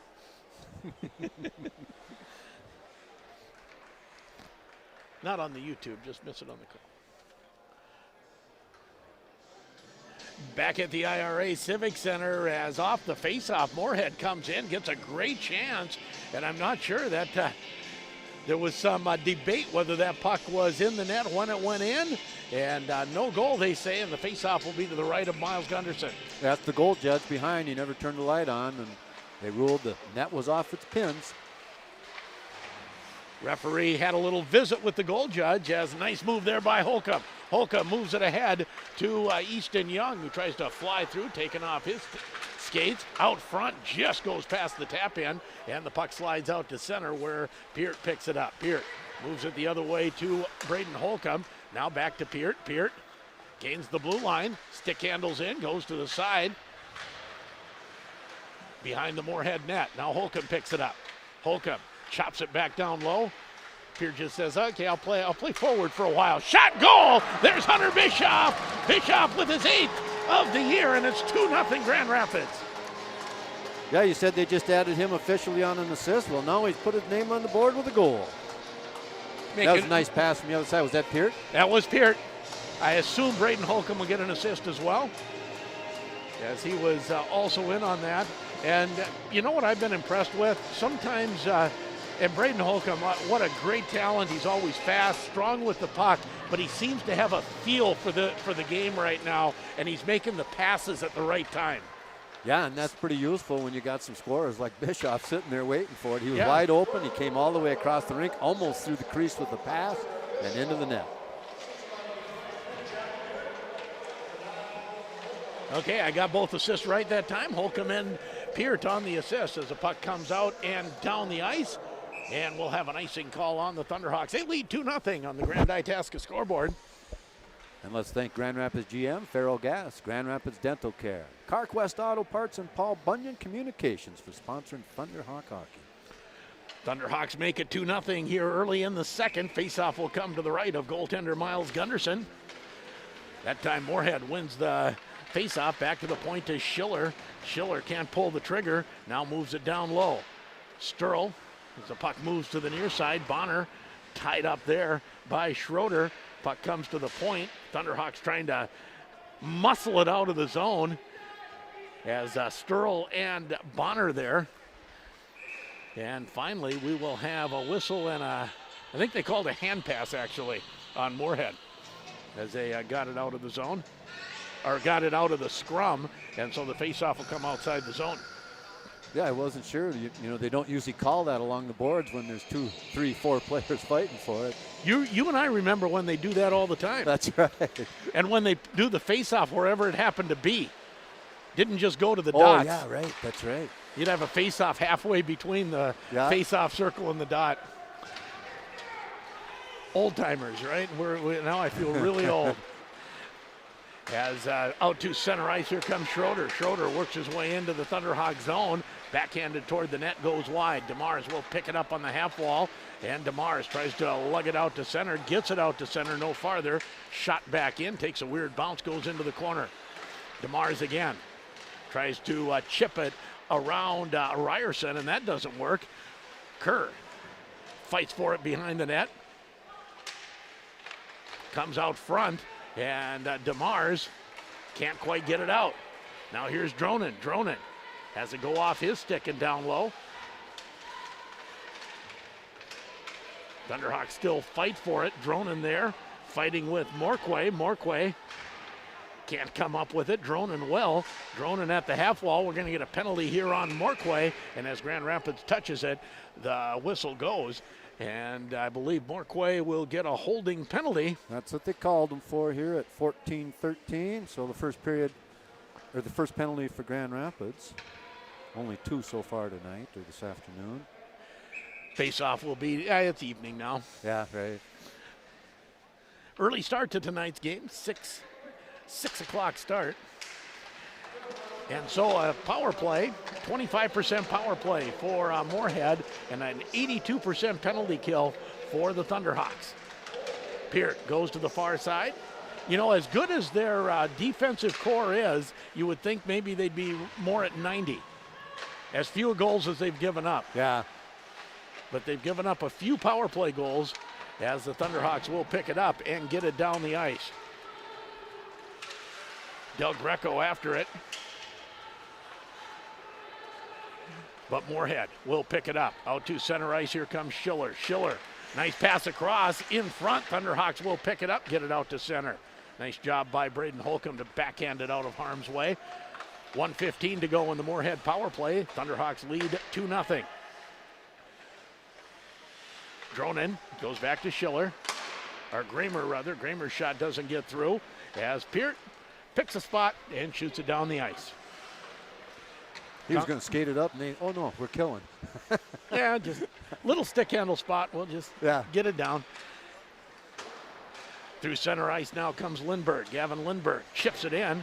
Going back for it is Bonner. Bonner takes a hit but gets it to Peart, who deposits it down the length of the ice again and makes Moorhead regroup once more.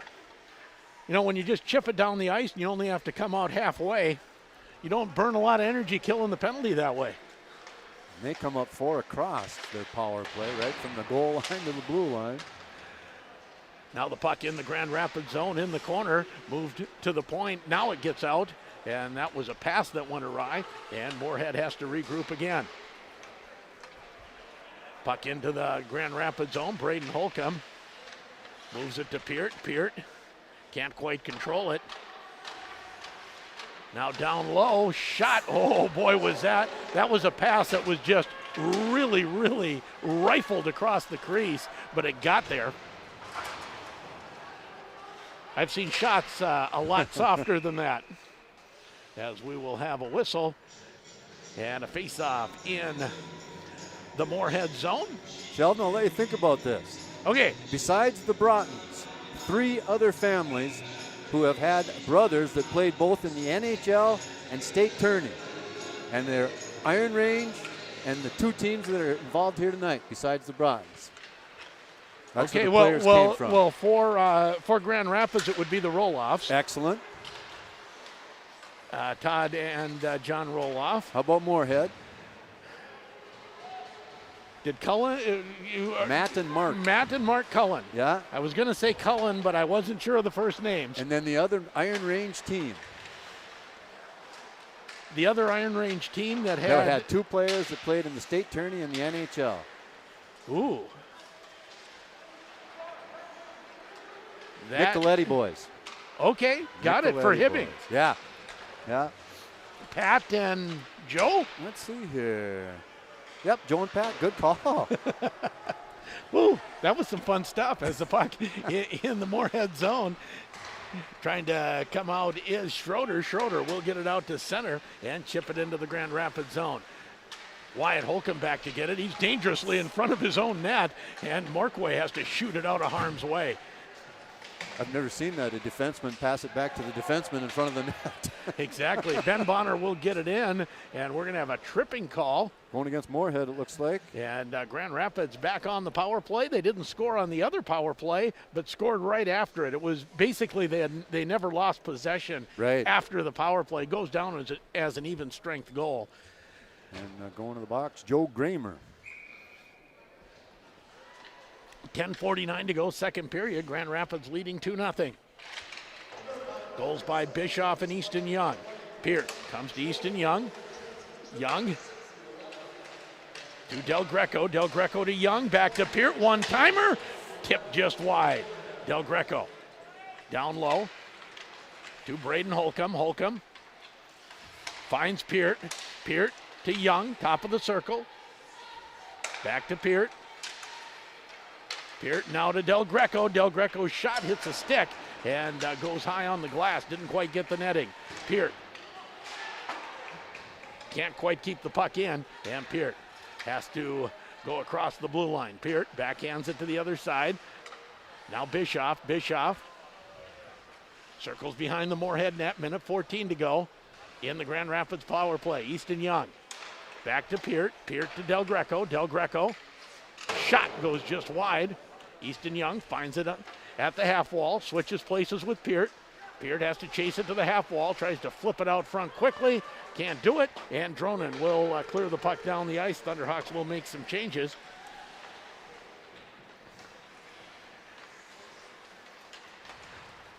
Stick handling through center, gaining the blue line, flipping it in is Del Greco. He was one of the more active players the whole time on that power play. How do you have that much energy left? He's got some lungs right now. I think he's in shape. Yeah, I think they've been doing some conditioning. That's what Coach said. That's right. As Morquay shoots it in deep, circles the net. 25 seconds left in the Rapids power play. They lead 2-0. As Justin Kerr looking for the top side and an elbow save, getting just above the blocker, but getting it with the arm was Kunka, knocks it into the netting.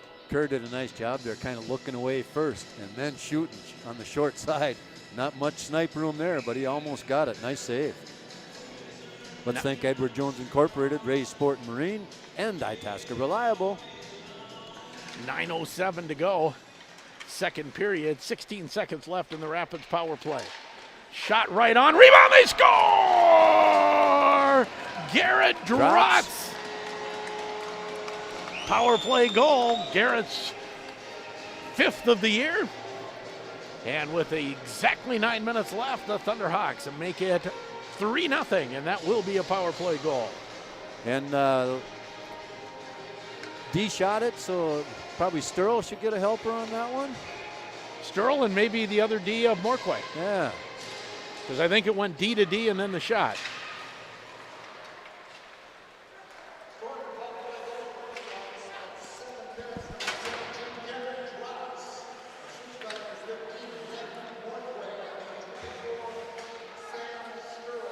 We nailed it again. That's 2 for 2 that we got both assists right, Tom. I like it.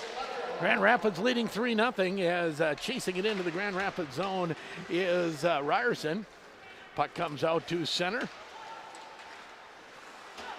Trying to pick it up was Drotz, couldn't do it. Shot back into the Thunderhawk zone. Gunderson moves it up the boards. Drotz just scored the 3rd Grand Rapids goal, puts it behind the net. Pass looking for Drotz coming out of the zone. Hit Kerr for a moment, so it threw the timing off. And end of a shift anyways. Drotz shoots it in. Thunderhawks make changes. Stick handling out and coming out to center is Bentz. Bentz chopped in against the boards. And now here's Bonner. John Bonner chases it up the boards.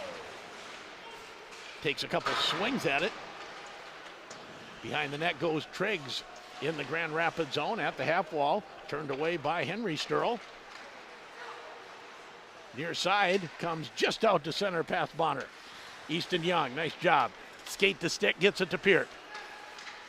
Far side.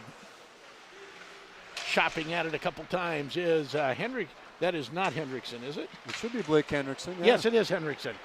Get my Henriksens and my Mortensens mixed up sometimes. One of his first shift. Yes, it is. And now right out in front, Grand Rapids left Ian Ness all alone, and Ness shot it wide. He was in a prime scoring spot. I don't think he knew how open he was. He had time to line that up and take a better shot.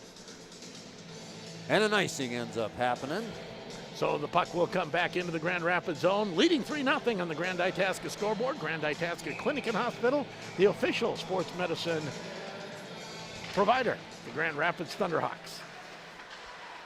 Off the face-off, puck comes towards the front of the net, backhanded by Sturl, and looking for Holcomb. He had a half a step, tips it into the zone, couldn't control it cleanly. Del Greco now goes after it. He's checked by Dronen behind the net. And out to center ice comes Bentz, Hunter Bentz. Stick handles in against Morquay, takes the long shot that goes wide. Del Greco, oh, nice little weight job, and clicks it out to Bischoff. Now the puck to ends up on Sturl's stick, takes a shot, goes wide. Now Morquay. Morquay to Sam Sturl on the other side. Down low, Del Greco, couple head fakes. Now he'll leave it to Braden Holcomb. Holcomb to Morquay, shot right on, Kunka turns it away. Try to get it back to the point to Morquay again. They do. Now Del Greco tries to power his way out front. Slides back to Morquay, keeps it in, top of the circle. Down low, goes over the stick of Del Greco. This line has been on fire tonight. Like they're on a power play every time they're out. Morquay gains the line. No, they say not offside. Shot over the net. That was close. Yeah. Puck slides out to center. Sam Sturl takes it and shoots it into the player's box. Easton Young said, "What'd I do to you?" 5:49 to go. 3-0 Grand Rapids on the Grand Itasca scoreboard. I'm going to have to ask my friend Mr. Zolke if that plain rule for offside that is in the pros now, do you know what I'm talking about? Where the skate might be up in the air but still over the blue line like a straddle. Yep. It's legal. I don't think that's legal I in don't high think it school is. yet. Because we'll that's see. what that looked like, isn't it? Right. Looked like the skate had come up, but it was still hovering over the blue line. That draw won by Moorhead, shot wide of the net, and Bonner picks it up. Bonner off the wall. Has to wait for teammates to get onside, gets it back to Peart, who just shoots it into the open corner. Moorhead behind the net, puts it ahead. As Schroeder tries to work his way through center, he will get it deep, and Easton Young behind the net. Up the boards to Wyatt Holcomb. Now Bonner out to center. Bonner ahead to Peart. Peart tries to come through. Puck chopped out in front. No one there for the Thunderhawks that time. Now Wyatt Holcomb does get there in time. Tries to put it back to Peart. Does. And Peart's shot goes off the back of John Bonner's leg, I believe. Yes, it did. As he's working hard. in That front. has to hurt. Now a shot, and that's tipped wide by Wyatt Holcomb. So this third line, maybe not as pretty, but what they're doing is getting the puck back to the point and then creating havoc in front and making some nice chances. They work so hard, they got to get off. I like it. As Moorhead gets it out to center. Peart gets a return pass, and Peart gets it to DeMars. DeMars tries to stick handle in. Puck pushed off his stick as the Spuds try to get it out to center. They will just for a moment, and a shot over the net by Kerr. In the corner now is Cryer. Cryer moves it to the near side to Ian Ness. Ness can't move it ahead. Now the Spuds will get it out to center. A little bit of room for Drone. No, it's not Dronen, it's Triggs. Triggs has it go behind the net. Oh, Morquay's going. And Morquay getting his second penalty. I think they're going to call him for interference. Let's see. As that is what he's getting called for. I think he put a really nice check on a guy behind the net, but he didn't have the puck. You know, that'll do it. That'll get you to the box. Face-off will come to the right of goaltender Miles Gunderson. 3:56 to go, second period. Grand Rapids 2 goals this period. They lead 3-0.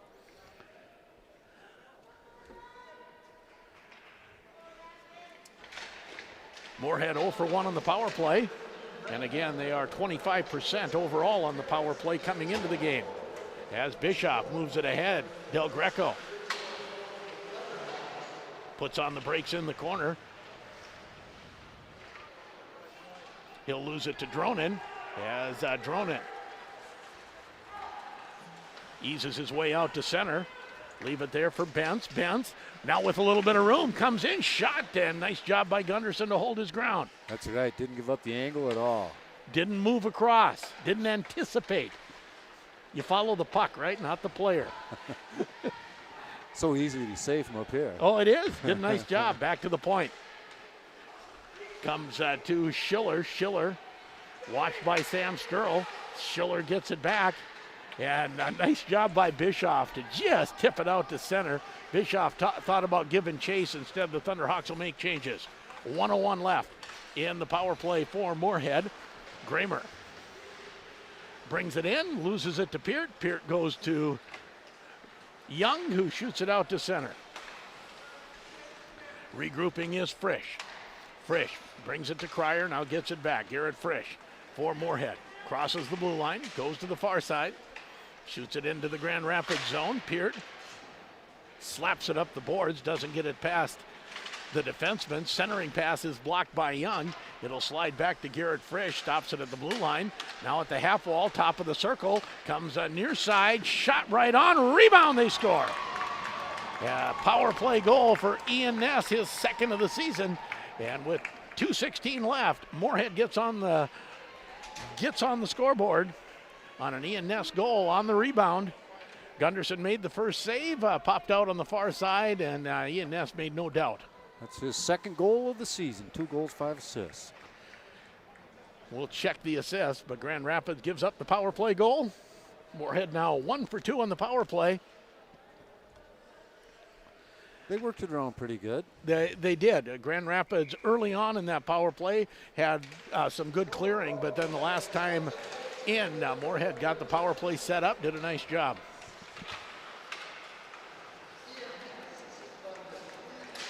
Through center ice and trying to get the puck ahead, but Grand Rapids takes over with Kerr.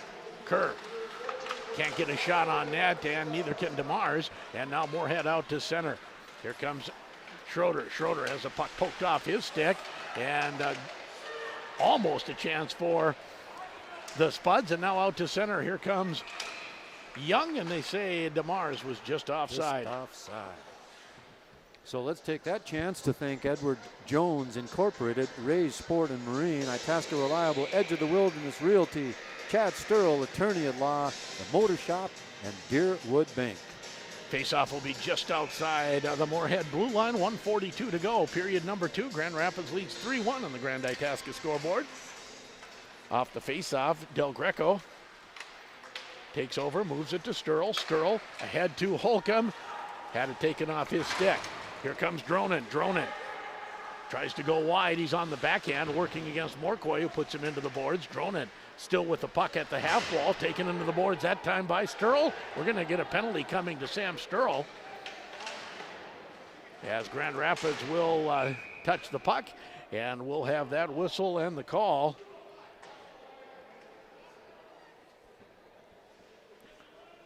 And we'll see what they call. It is Sturl. What are they discussing? Was it behind? Or? Yeah, I think that's what they're discussing. Just two. Just two for cross-checking. I would have to agree with that. I didn't see the whole thing, but it sure didn't look like a 5-minute job to me. Right. But we'll accept the 2. And Grand Rapids now, pretty important minute and 14 here after they have dominated, outshot Moorhead 20-8. You sure want to go into that second intermission with a 2-goal lead. You don't want to give up anything this late in a period, especially a power play goal, because they can take the wind out of your sails. Yes. As the Thunderhawks will get it out to center with control. Bischoff shoots it in. Going behind the net is Del Greco. Del Greco in the corner. And Moorhead will find it and take it away. And out to center ice comes Kramer. On the far side, shot into the Grand Rapids zone. Bischoff rings the boards. Oh, gets past the defense of Kramer and down the ice. Del Greco after it, I would say a little bit half-heartedly. He knew the goalie Kunka was out there to play it. And he needs to get off. And he was at the end of his shift, agreed. As working in is Bentz. At the half wall, Grand Rapids will pick it up and shoot it down the ice. Minute 6 to go in the power play. 18 seconds left in the period. One more rush if they hurry this period for the Spuds. Kramer to the far side, gets it to Stahlberger. Stahlberger behind the net, 4 seconds left. Puck slides to the point, backhanded toward the net, and the buzzer goes to end period number 2. Grand Rapids leads 3-1. You're listening to it on J105 The Thunder and J105radio.com.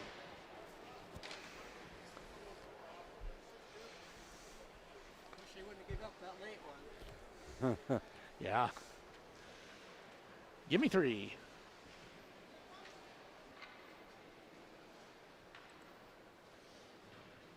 Can you see official scoring on your computer there for that last goal? Ness was the goal. I tried to listen to the helpers. Okay, I can find it here.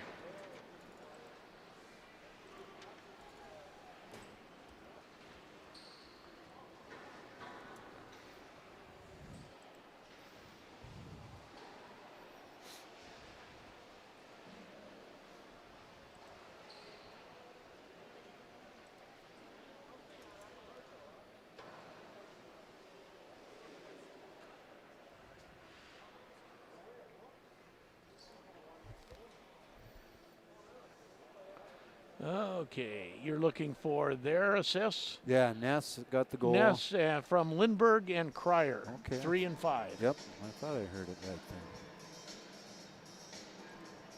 Thank you.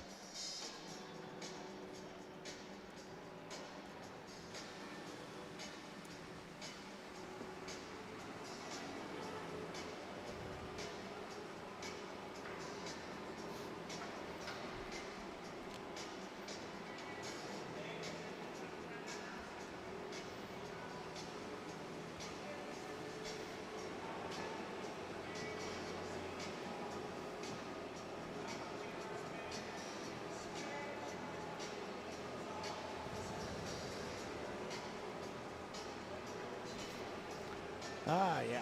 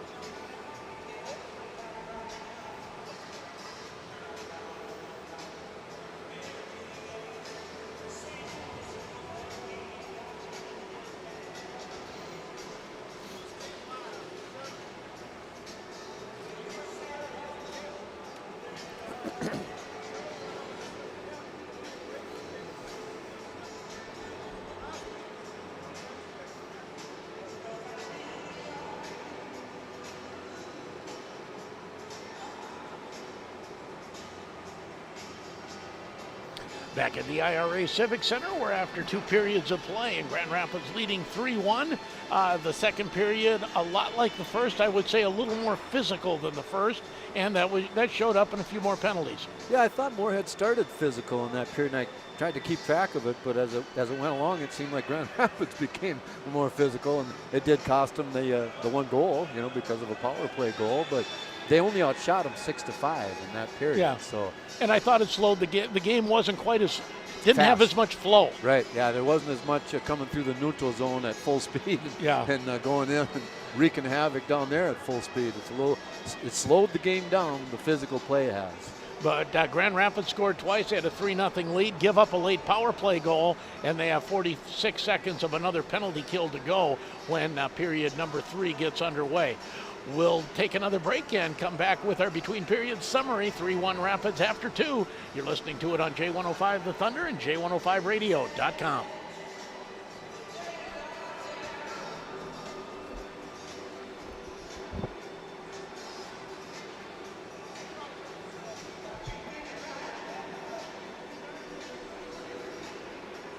Another 3.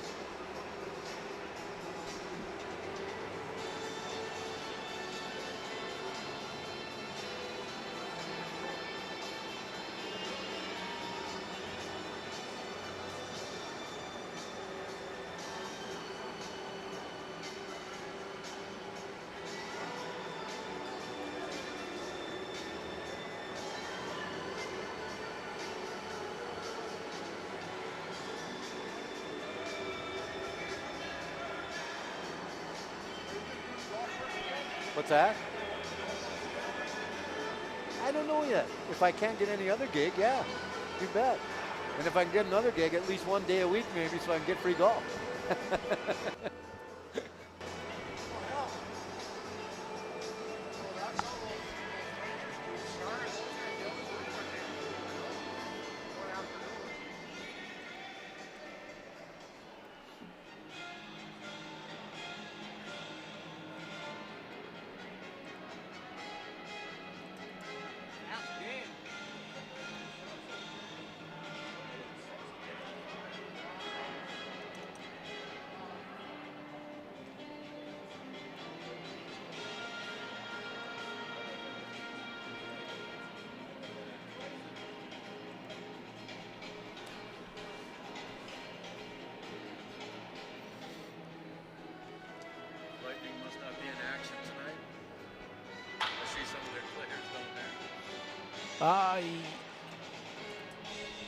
Yeah, they were supposed to be.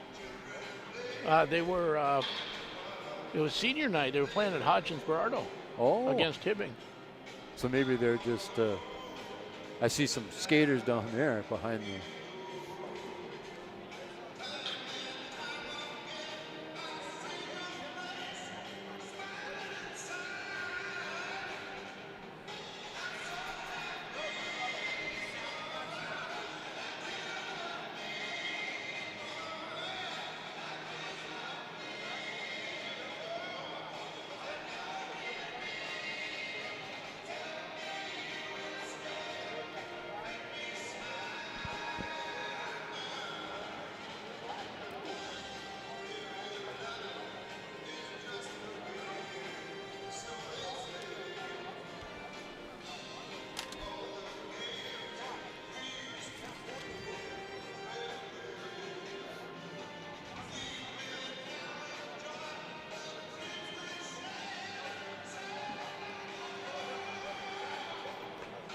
And back at the IRA Civic Center, between periods summary brought to you by Dr. Lee Jess Dentistry.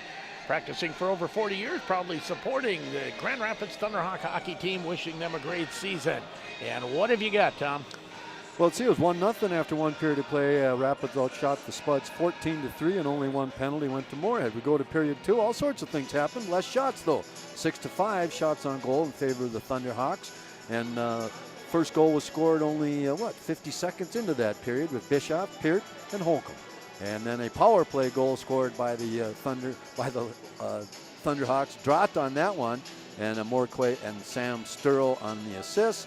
And the power play goal scored by Moorhead at 2:16 of that period. Ness on the goal, Lindbergh and Cryer on the helpers. And Rapids has 46 more seconds of penalty to kill. And this game is 3-1. Shot attempts were 13-9 in favor of Grand Rapids. Blocks 1 for Rapids, 2 for Moorhead. Faceoffs 9-6, so 60%. And scoring chances 2 for Rapids, 4 for Moorhead. So according to Marv, scoring on both scoring chances.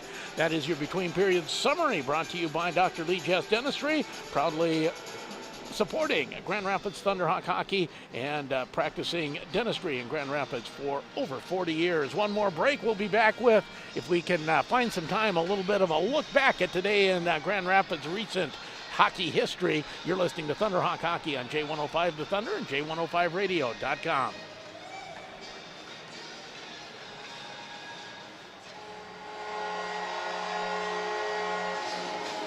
Minute and a half, please.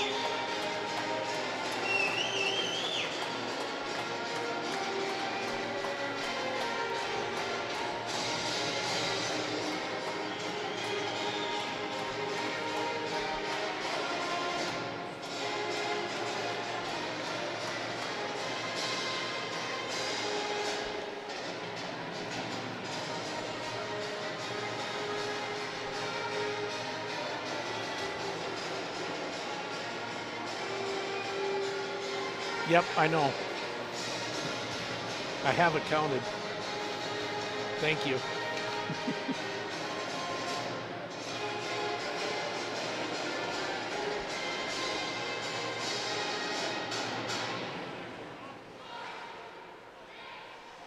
A few.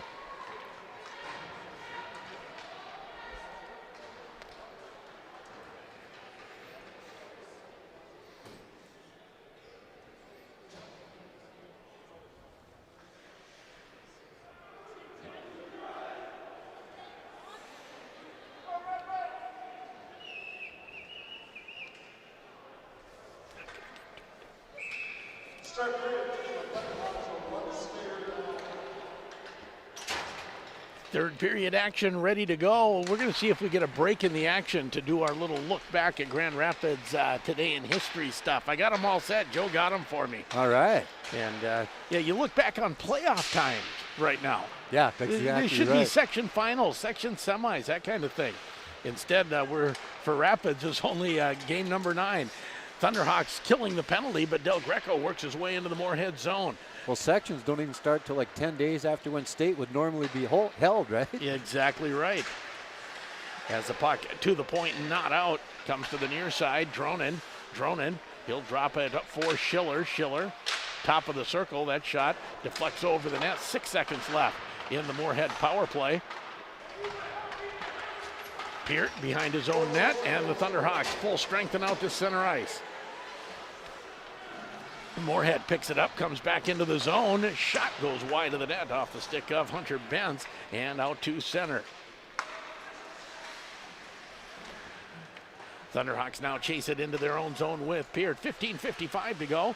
Thunderhawks kill that power play for Moorhead as the puck just misses, drops through center. We'll have an icing call.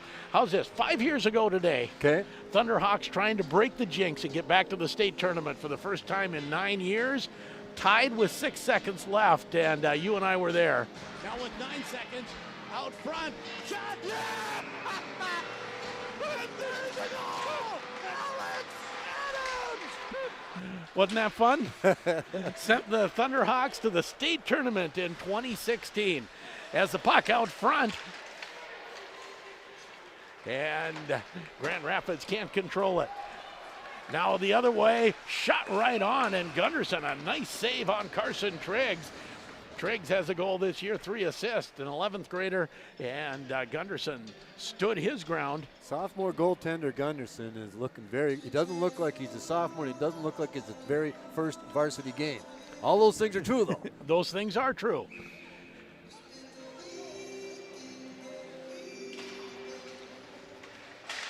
Shot that deflects up, into the light fixture. A little dust coming out. That's some 40-year-old dust coming out of that light. As Moorhead makes a change. And by the way, we will be having a YouTube stream for Grand Rapids quarterfinal and semifinal hockey when the playoffs start. We had never streamed the playoff games before. It's always been audio only. So making the commitment, paying the high school league their fee, and getting it done. All right. Now here's Wyatt Holcomb. Wyatt out to center ice, has the puck poked off his stick right at the blue line, and flipping it in offside was John Bonner. It was one of those things, the puck's sitting there, and if I just leave it, something bad may happen, so let's just touch it and get it done with. Yeah, there was 2 players still inside the zone, and he just, right at the blue line, and I think he did the right thing, because sometimes that can go the other way in a hurry. Dronin and Del Greco, that's won by Del Greco. Puck shot into the Moorhead zone. Thunderhawks lead 3-1 as Del Greco goes in on the forecheck. Moorhead moves it up the boards, not out. Taking another try at it is Schiller. Schiller comes out to the right of his net, and this time Will Stickhandle just gets it out to center. Almost had his pocket picked at the blue line by Del Greco. Now the puck flipped into the zone. Del Greco goes after it, and they have been clutching and grabbing Del Greco second and now in the third period. And he had more room to work in the first. And yet still he's fast, and, I think I've seen him faster and tougher tonight than I've ever seen him play. And he's not on the point sheet. But he's really worked. Unsung hero tonight. Give him that. Frisch in his own zone. Moorhead behind their own net. Thunderhawks again lead 3-1 on the Grand Itasca scoreboard. Moorhead flipping it out to center. Sturl will get it out to center as DeMars. DeMars goes after it, flips it into the zone, gains control. DeMars tries to go past the defense. Good defensive play, just holding him out. Now the puck to the side. That was just good. Hard hat, hard work by Hayden DeMars. Long shot, turned aside with the blocker by Konka. DeMars now again behind the net, and that one's taken away from him. I thought he had lost the puck 4 times. He never did. No, he used his length and strength. And just kept working at it. Now Peart to DeMars. DeMars moves the puck ahead, tries to go around behind the net at the corner. Puck shot to the near side. It'll rebound to the half wall. Young will pinch in, keep it in. He's gassed going to the boards. You know why? He left it on the ice. Kept in by Bonner. Bonner, top of the face-off circle, gets it deep for Ben Bonner. The brothers Bonner out right now. Ben Bonner, his shot goes wide of the net. Could have been a centering pass too. Went through the crease. No one was able to tip it home. Now behind the net is Gramer. Gramer leaves it for Schiller. Out to center ice. Peart turns away from pressure. Peart with some room up ice. Gets it to Bonner. Bonner tips it into the zone. Kunka makes the save and holds on. Peart makes a nice move, beats two players deep in his zone and heads up the rink and almost connected on a pass. Faceoff will be in the Moorhead zone as the Del Greco line comes out. Morquay and Sturl on defense. Let's thank Itasca Abstract Company, White Pine Jewelers, Jimmy Johns, and Roth RV for sponsoring Thunderhawk Hockey. Dronin wins the draw against Del Greco. Grand Rapids takes over deep in the zone, but can't control it with Braden Holcomb. Now Dronin flips it in. Sturl gloved it out of the zone, and it comes back into the zone.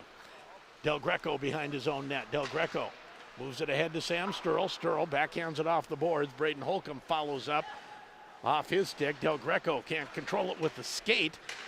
Now the Thunderhawks into center. Here's Del Greco in front. Shot saved by Kunka. Had the puck bounce on him. Had to control it with the skate before he could get it on the stick. Now Del Greco again tries to move in. That's taken away from him by Dronin. Dronin behind the net loses an edge, but able to get it to Frisch. On the far side now, here comes Bentz. Hunter Bentz throws it in front ahead of Ryerson. Ryerson down low. Thunderhawks will get it out. Chasing it is Hunter Bischoff. Bischoff puts on the brakes. Shoots it in deep. Now here's Peart. Peart gets it to Easton Young. Off his skate, off his stick, backhands it deep. Bischoff behind the Moorhead net. Puck now comes to Gramer. Gramer to the half wall. Can't get it by Drotz. Comes to Easton Young. Easton Young, top of the face-off circle. Stick handles in. Puts it behind the net for Kerr. Out front, shot. DeMars can't put it past Kunka. He was just in too tight. Kunka had all the angle cut off. Now Drotz to Easton Young. Young takes a hit. Now here's Peart. Peart, far side. Henry Sturl takes a hit, goes into the corner. Thunderhawks just winning every battle on the boards right now. Here's Easton Young. Young, shot, tipped wide by Sturl. Puck comes up the half wall. Here's Peart. Peart fights his way in. Out front looking for Henry Sturl. Couldn't connect. Out to center. Puck shot down the ice. Icing call on Moorhead. And the puck will come back in the zone. We did the 5 years ago today. Yes. Real quick. 4 years ago today, 2017. State championship year. It was the Elk River semifinal. Grand Rapids trailing 2-0 with about 8-10 minutes left. And they come back to win 5-3. They changed up and put those three skaters out there all together, didn't they? Yes. Yeah. No. I know Hayne had a hat trick. McLaughlin had one. And I'm not sure who the fifth goal went to. Super Joe will know. He'll tell me. 9:43 to go here. It's 3-1. Grand Rapids with the lead in the third. Puck flipped out to center. Giving chase is Wyatt Holcomb, but it'll be an icing call on the Thunderhawks. So this is Gavin Hayne got it started, and this is the McLaughlin goal that tied it. Oops. No, it isn't. I bet I can get it. No, I'm going to have to wait till the next icing. We'll come back to that. All right.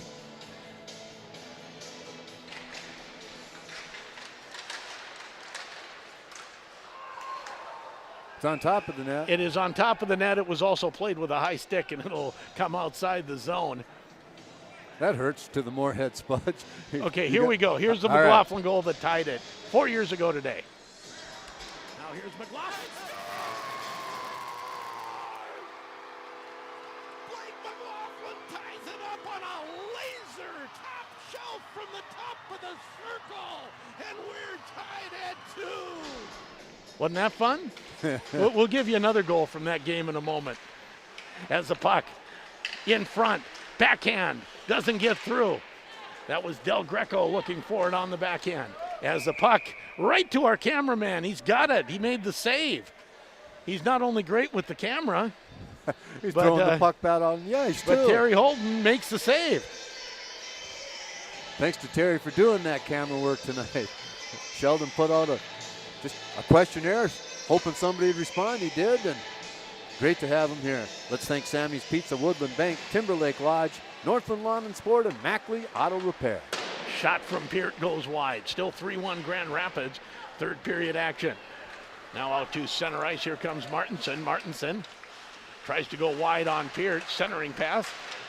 Intercepted, and back come the Thunderhawks with DeMars. DeMars has Drotz going in. DeMars has the puck poked off his stick. Man. And now this opens up for Martinson. Martinson looking for Dronen. That doesn't connect. And now DeMars to Drotz. Back to Kerr. Kerr over skates it, and the backhand by DeMars is saved by Kunka. So back to the Elk River game. That tied it at 2. Elk River went ahead 3-2. Hain tied it, and then Hain with the game winner. How's this? Back comes Gavin Hain the other way. Gavin Hain, 2 goals tonight. High slot. Finds Miller. Miller's shot doesn't get through. Miller on the rebound. In front. And that was the game winner, the hat trick for Gavin Hain. And here it's a one-timer for Hunter Bischoff who puts it in. That was 4 years ago today. And I still say the last 10 minutes of that hockey game may have been the best I have ever seen a high school hockey team play for that stretch.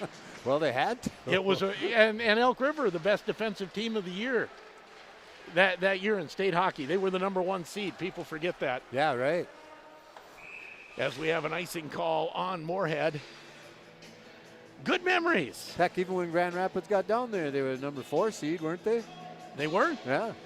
They were. Hit the #1. They were 4 seed both years, I believe, 16 and 17. Right. Hit Eden Prairie in the semis both years. As the puck out front, deflected back into the corner. Del Greco tries to find it.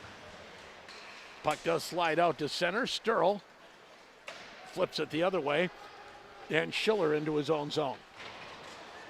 Schiller takes a bump from Bischoff. That was more than a bump. Man, he laid him out. Rubbed him pretty good, didn't he?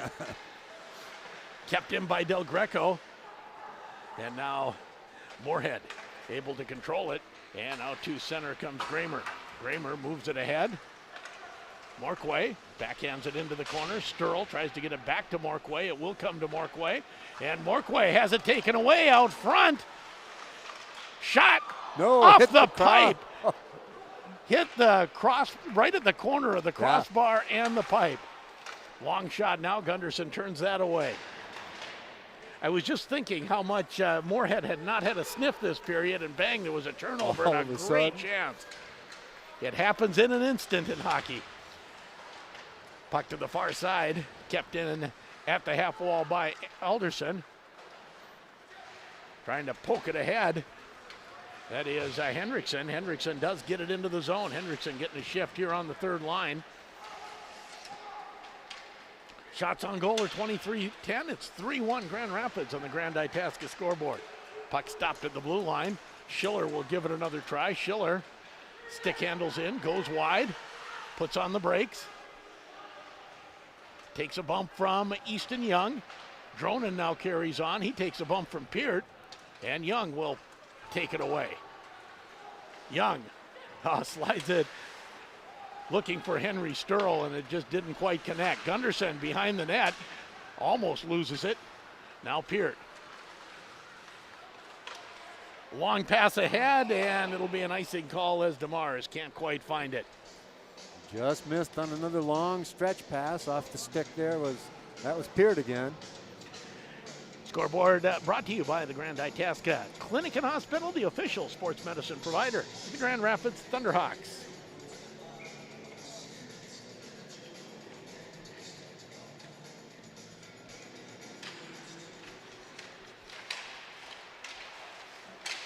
Shot right on, rebound. Gunderson has it. Woo, that was scary. Nice save on the rebound by Miles Gunderson. He's earned his stripes back there. Not a lot of shots, but he's been tough. Yeah, with the few times that they've had the opportunities, he stood up. And that was another one of those where his D lost it in front of his own net, you know? Yeah, it was. It was. And Moorhead throwing everything at the forecheck right now. And they have to, down 2. 6:07 to go. Long shot goes wide. Don't think Gunderson saw it till late. DeMars tries to move it up the boards. Squirts free. And over in front of the Moorhead bench. DeMars all the way over there to get it. Which wing is he playing again? They're all skating tonight. They're covering some ground. Yes, they are. Puck comes to the point, held in by Easton Young. Just shoots it in deep, drops after it there.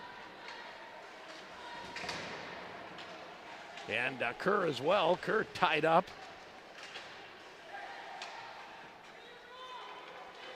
Picked up now and shot out to center. Down the ice, we'll have an icing call on the Moorhead Spuds.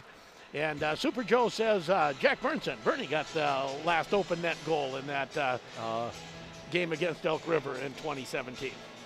In 17, okay. And was Micah still on the team then, Miller? Yeah, Micah got the double overtime winner against East. All right. In the section championship. That one will be forever burned in my mind as well. Yeah, I think we just about had that game over. Whew. 5 minutes to go here. 3-1 Grand Rapids. Puck into the Grand Rapids zone. Slides in front of the net. Put to the boards, and here's Hunter Bischoff. Bischoff, a goal and an assist tonight, goes to the far side to Braden Holcomb. Holcomb shoots it in deep into the Moorhead zone. Del Greco behind the net. Takes a short side shot, didn't have anyone in front. Sturl keeps it in. And it goes behind the net to Frisch.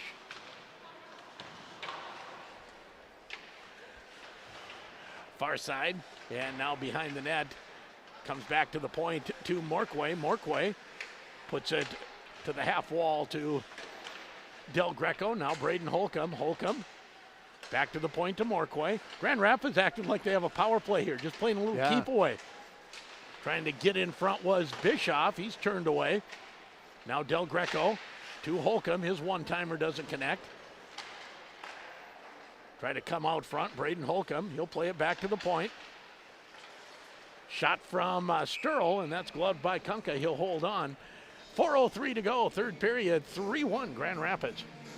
Hunter Bischoff working like a madman up front there, both physically and using his skates to keep the forecheck on. And maybe had the hardest hit of the night for Grand Rapids, behind the net the previous shift. Yeah, right. Sturl wins the draw, back to Easton Young. Young puts it deep. John Bonner. Wyatt Holcomb there as well. Get it back to Peart at the point. Peart to Easton Young. Young. His pass gets to Bonner, but not controlled cleanly. And now out to center ice. And trying to cut in was Martinson. I've been impressed with Martinson, 11th grader. Got some skates. Yeah, they have a couple flasher players. As the puck tipped on net and sticked aside by Kunka into the netting. We'll have a face-off in the Moorhead zone with 3:31 to go, third period. 3-1 Grand Rapids. Yeah, the Spuds' leading scorer is that Dronin, and you really haven't called his name that much. Have not. Actually, probably noticed Triggs and Martinson more than Dronin. Yeah, I think they're faster. Moorhead wins the draw, reverse it behind the net, and Dronin picks it up there. Dronin tries to go up the board, stopped by Drotz. Puck shot back into the Moorhead zone, and Grand Rapids not trying to do too much. You stop it, you just put it back behind the net, make them go the full length. You know, they're forechecking aggressively, but probably not trying the fancy plays out front quite as much right now. Centering pass, that's blocked by Young, goes into the netting, and we'll have a face-off in the Grand Rapids zone with 3 minutes left in period 3, 3-1 Grand Rapids. And on that particular forecheck that just ended there, Drotz, he was out by the blue line a couple times. And the Deef were there too, so they had 3 people out there. I don't know if he just told the third guy in, you stay out. 2 go down deep, make the forecheck, third guy out by the blue line. We'll see if the next line does that. Face off in the Grand Rapids zone. This is Dronin and Del Greco, won by Del Greco. Behind the net, fighting for it there is Easton Young, comes to the half wall. Braden Holcomb stick handles out of there. Had Bischoff breaking. Nice interception by the defense. That was Schiller with the defensive breakup for Moorhead. Great work by Holcomb, though, to get it out of the corner like that. It was. Now here's a turnover. Del Greco by himself comes into the zone. Now leaves it for Bischoff. Bischoff shot deflected by Dronin and wide. Bischoff now in the corner. Comes to the point. Del Greco tries to keep it in. That's Can. it.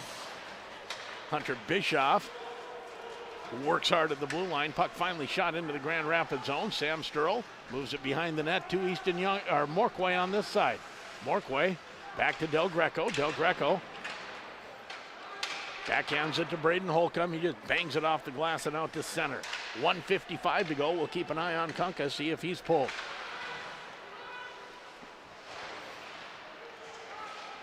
Deep in the zone. Out front, and Gunderson had to be careful on the short side. Little sneaky poke out in front and tried to beat Gunderson on the short side. Sealed the post, made the save, held on. Those are tough ones when you're anticipating the puck going to the other side of the net behind you, and they bring it out from behind right to the front on that side. Goaltender still in the nets. And we'll see. My guess is, yes, we got a Timeout. John Emmerman timeout here for Moorhead. So, yeah, we'll keep it here. 1:43 to go, and Grand Rapids a 3-1 lead. So the Thunderhawks, they have played well. They've outshot Moorhead 24-13. Really controlled play for the most part. Probably haven't thrown everything at the net this period like they did the previous two, but they've just looked in control. Yeah, they've had the puck maybe on the perimeter a lot of the time or behind the net, but they've had control of it. And I guess Moorhead's had as many chances in the second and third period as they have. You know, they didn't get any hardly in that first period. And they got a couple, according to Marv, in period number 2, I think, and not many here. The chances that they're getting are something where they're just down low and try to get it to the front of the net, and not good shots at all. So 1:43, Grand Rapids leads by 2 at 3-1. And we'll see, will they put goaltender Kunka in the box? I think they are. They're going to go with the extra skater with 1:43 to go. I guess you take your chances when you get that offensive zone face-off where you can get everything set up. Yeah. Huge draw to start here. Yeah, you got to win this if you're the Spuds, and then get control of it, and you got to get it on net pretty quick because you need 2 goals. You don't just need one. That is correct. Del Greco and Dronin taking the draw. Face-off, tied up, still in the zone, and it'll just be feathered slowly out to center. That's like draw weight in curling, right? Just all the way out, all the way down the ice, but not enough for icing. That was Peart, wasn't it? Yeah, nothing but touch. As Peart now behind his own net, and a stick goes flying. That was Peart's stick, wasn't it? Out to center, Bischoff takes a shot at the net, shoots it just wide. On the rebound, Del Greco shoots it wide on the backhand. And we're going to have a whistle and a penalty called on high stick to number 3 from Moorhead. Gavin Lindberg goes for high sticking. So was that when you would have thought it was a slash if it was what happened to Peart behind the net? No, I think this, because it was the ref way out here that called and saw something going on down there. High sticking call, and now Kunka back in the net, and Grand Rapids with the power play for the final minute 11. That makes it a little tougher. It was already tough. As Braden Holcomb puts it back to the point, and the Thunderhawks unable to get it, and Peart has to, that's the fastest I've ever seen him skate. He actually had to work to get to that one. I still don't think he was at full speed. May not have been. He was flying, though. Here's Easton Young. Young leaves it for Braden Holcomb. Holcomb loses the puck, poked out to center ice. 39 seconds left in the game. Grand Rapids on the power play, in no hurry with a 2-goal lead. To Del Greco. Del Greco says, We got time, 30 seconds. Just goes away from pressure. He'll stay behind the net as long as he can. Now finally comes out. Moves it up to Braden Holcomb. Holcomb in front of the net, and it's backhanded and hits the rafters here. Up by the state the championship IRA. banners. Love to put another orange one up there, wouldn't we? That would be fun. 15 seconds left in the period. In the game, Grand Rapids leading 3-1 and on the power play. Face off to the right of Moorhead goaltender Will Kunka. Stay tuned after the game. We'll get our post-game wrap-up interview and 3 stars of the game. At the half wall, 7 seconds left. Puck at the point. Kept in by Morquay a couple times. 3-2, and that'll do it as the Thunderhawks get the win. And we've got a little scrum as Morquay was belted right as the whistle went, right in front of the Grand Rapids bench. That was not Morquay Kerr, because Morquay standing up was belted right in front of the bench, and we've got a little pleasantries being exchanged.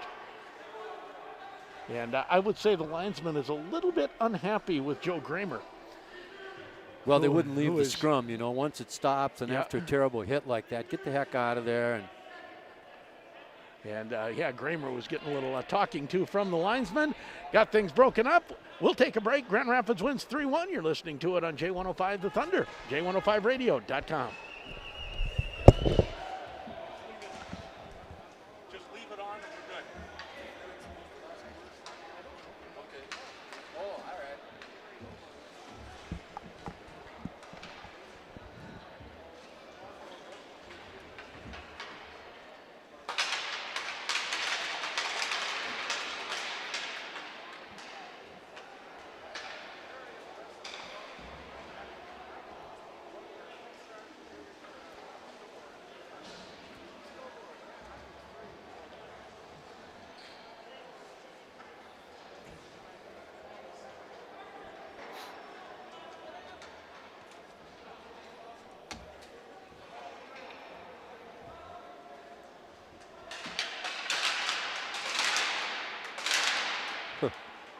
Where is it? Oh, there we go.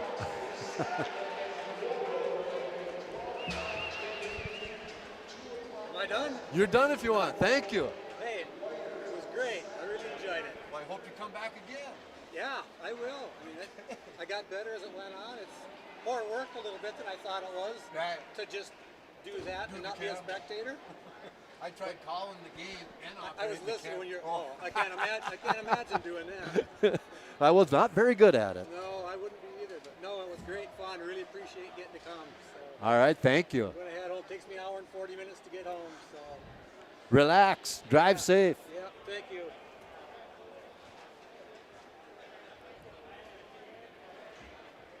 See, my wife even gave me a shout out on the comments. All right. Good camera work, hubby.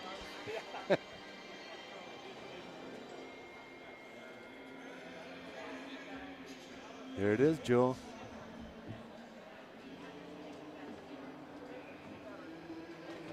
Yeah.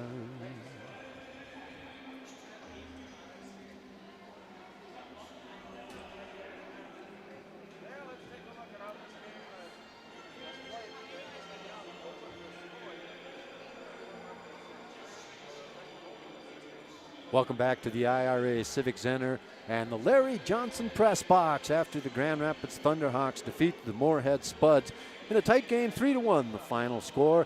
After the game ended, a little melee, nothing really occurred from that. Looks like Kerr is okay and everything got settled down and the game is over. And the Grand Rapids Thunderhawks run their record to 8-1 on the season.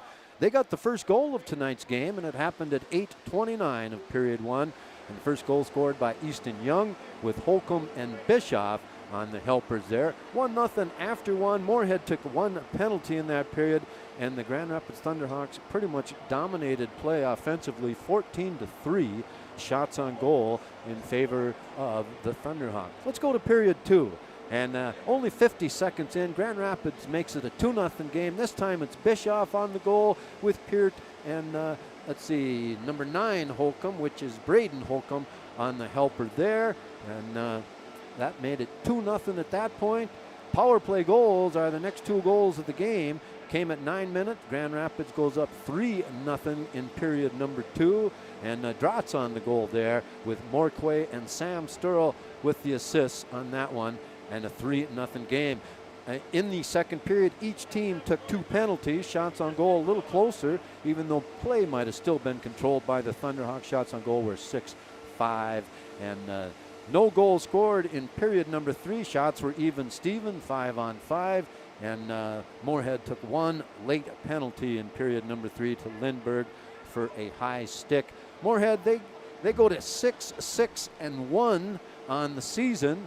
And their next game is a rematch with East Grand Forks. They beat East Grand Forks about in the middle part of this season so far. And Grand Rapids, of course, they have their game on Saturday against Warroad. That is, let's see, I think that's an afternoon game that you can catch right here on J105. I will be taking the trip down to Hermantown with the Greenway Raiders on KMFY on Saturday afternoon. The unenviable task of playing the number 1 team, well, actually number 2 team in single A hockey.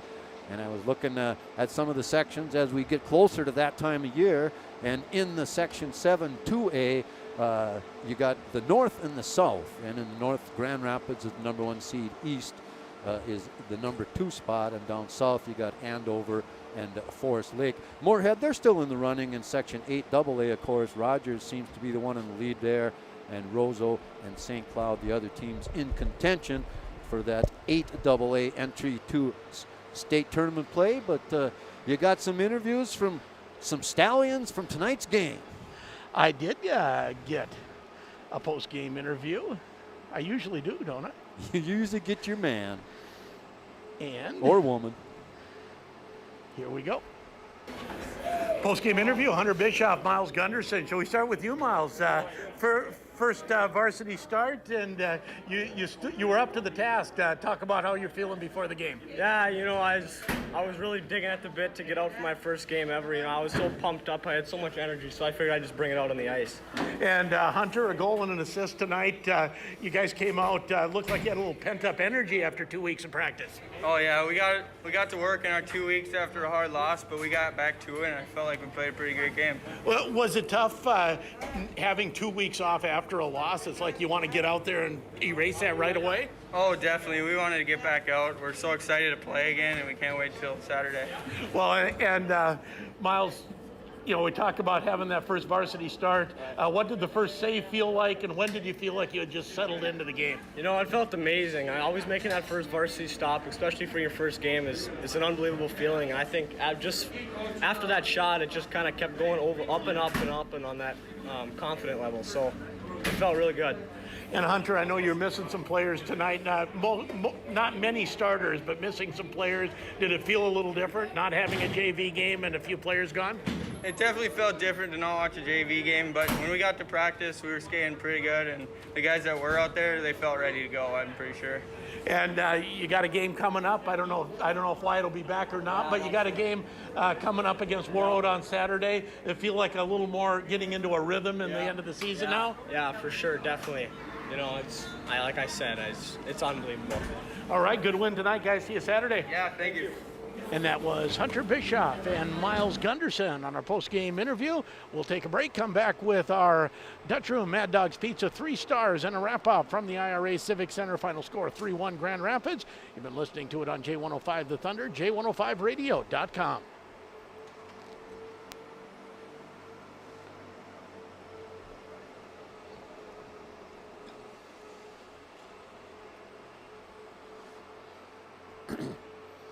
Okay, blow them up.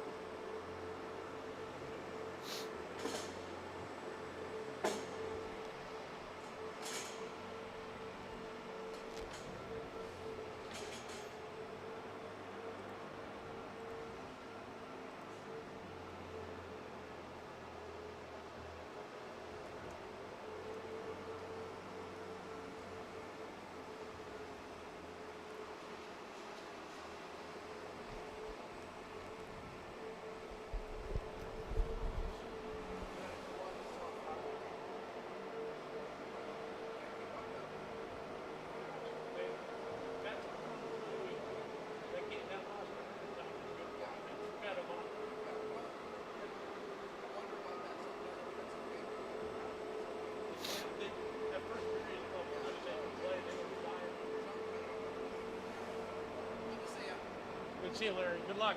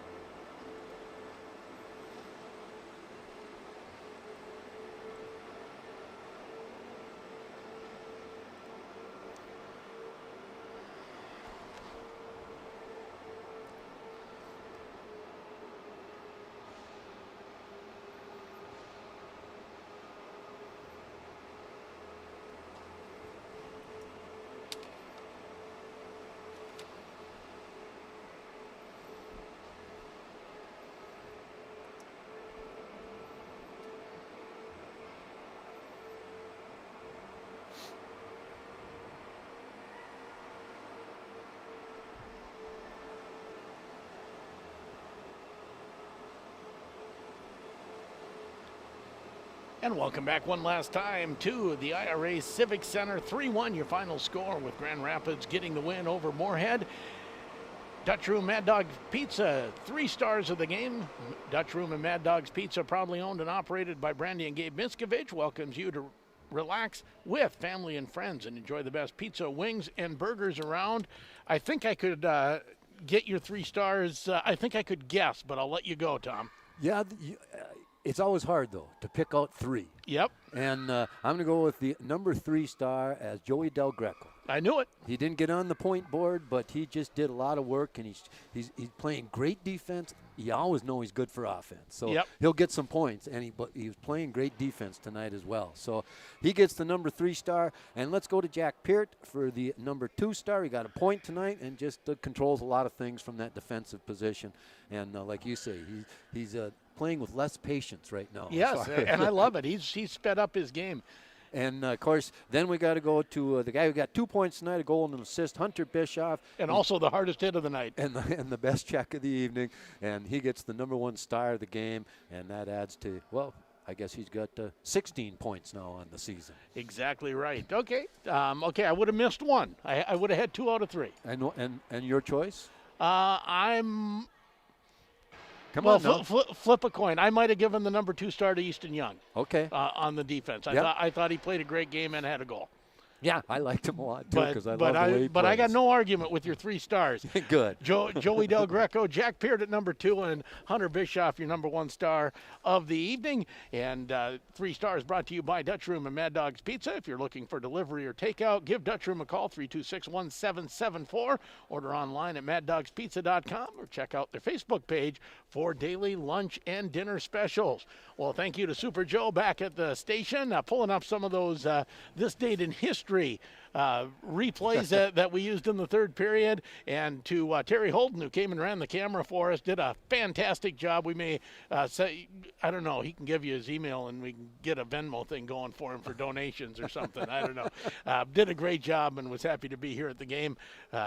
Tom Downing, great as usual. You're going to be in Hermantown on Saturday, and I'll be here for Grand Rapids and Warroad coming your way. Afternoon game? 2 o'clock. All right. 2 o'clock, and yours is a 3:15, right? 3:15 game in Hermantown. I'll listen to the third period.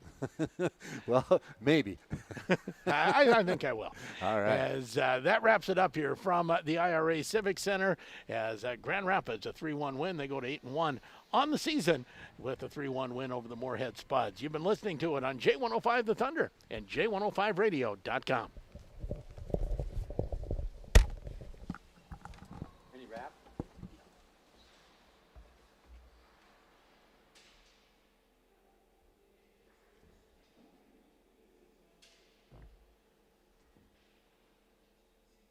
Marvelous Marv, how's it going?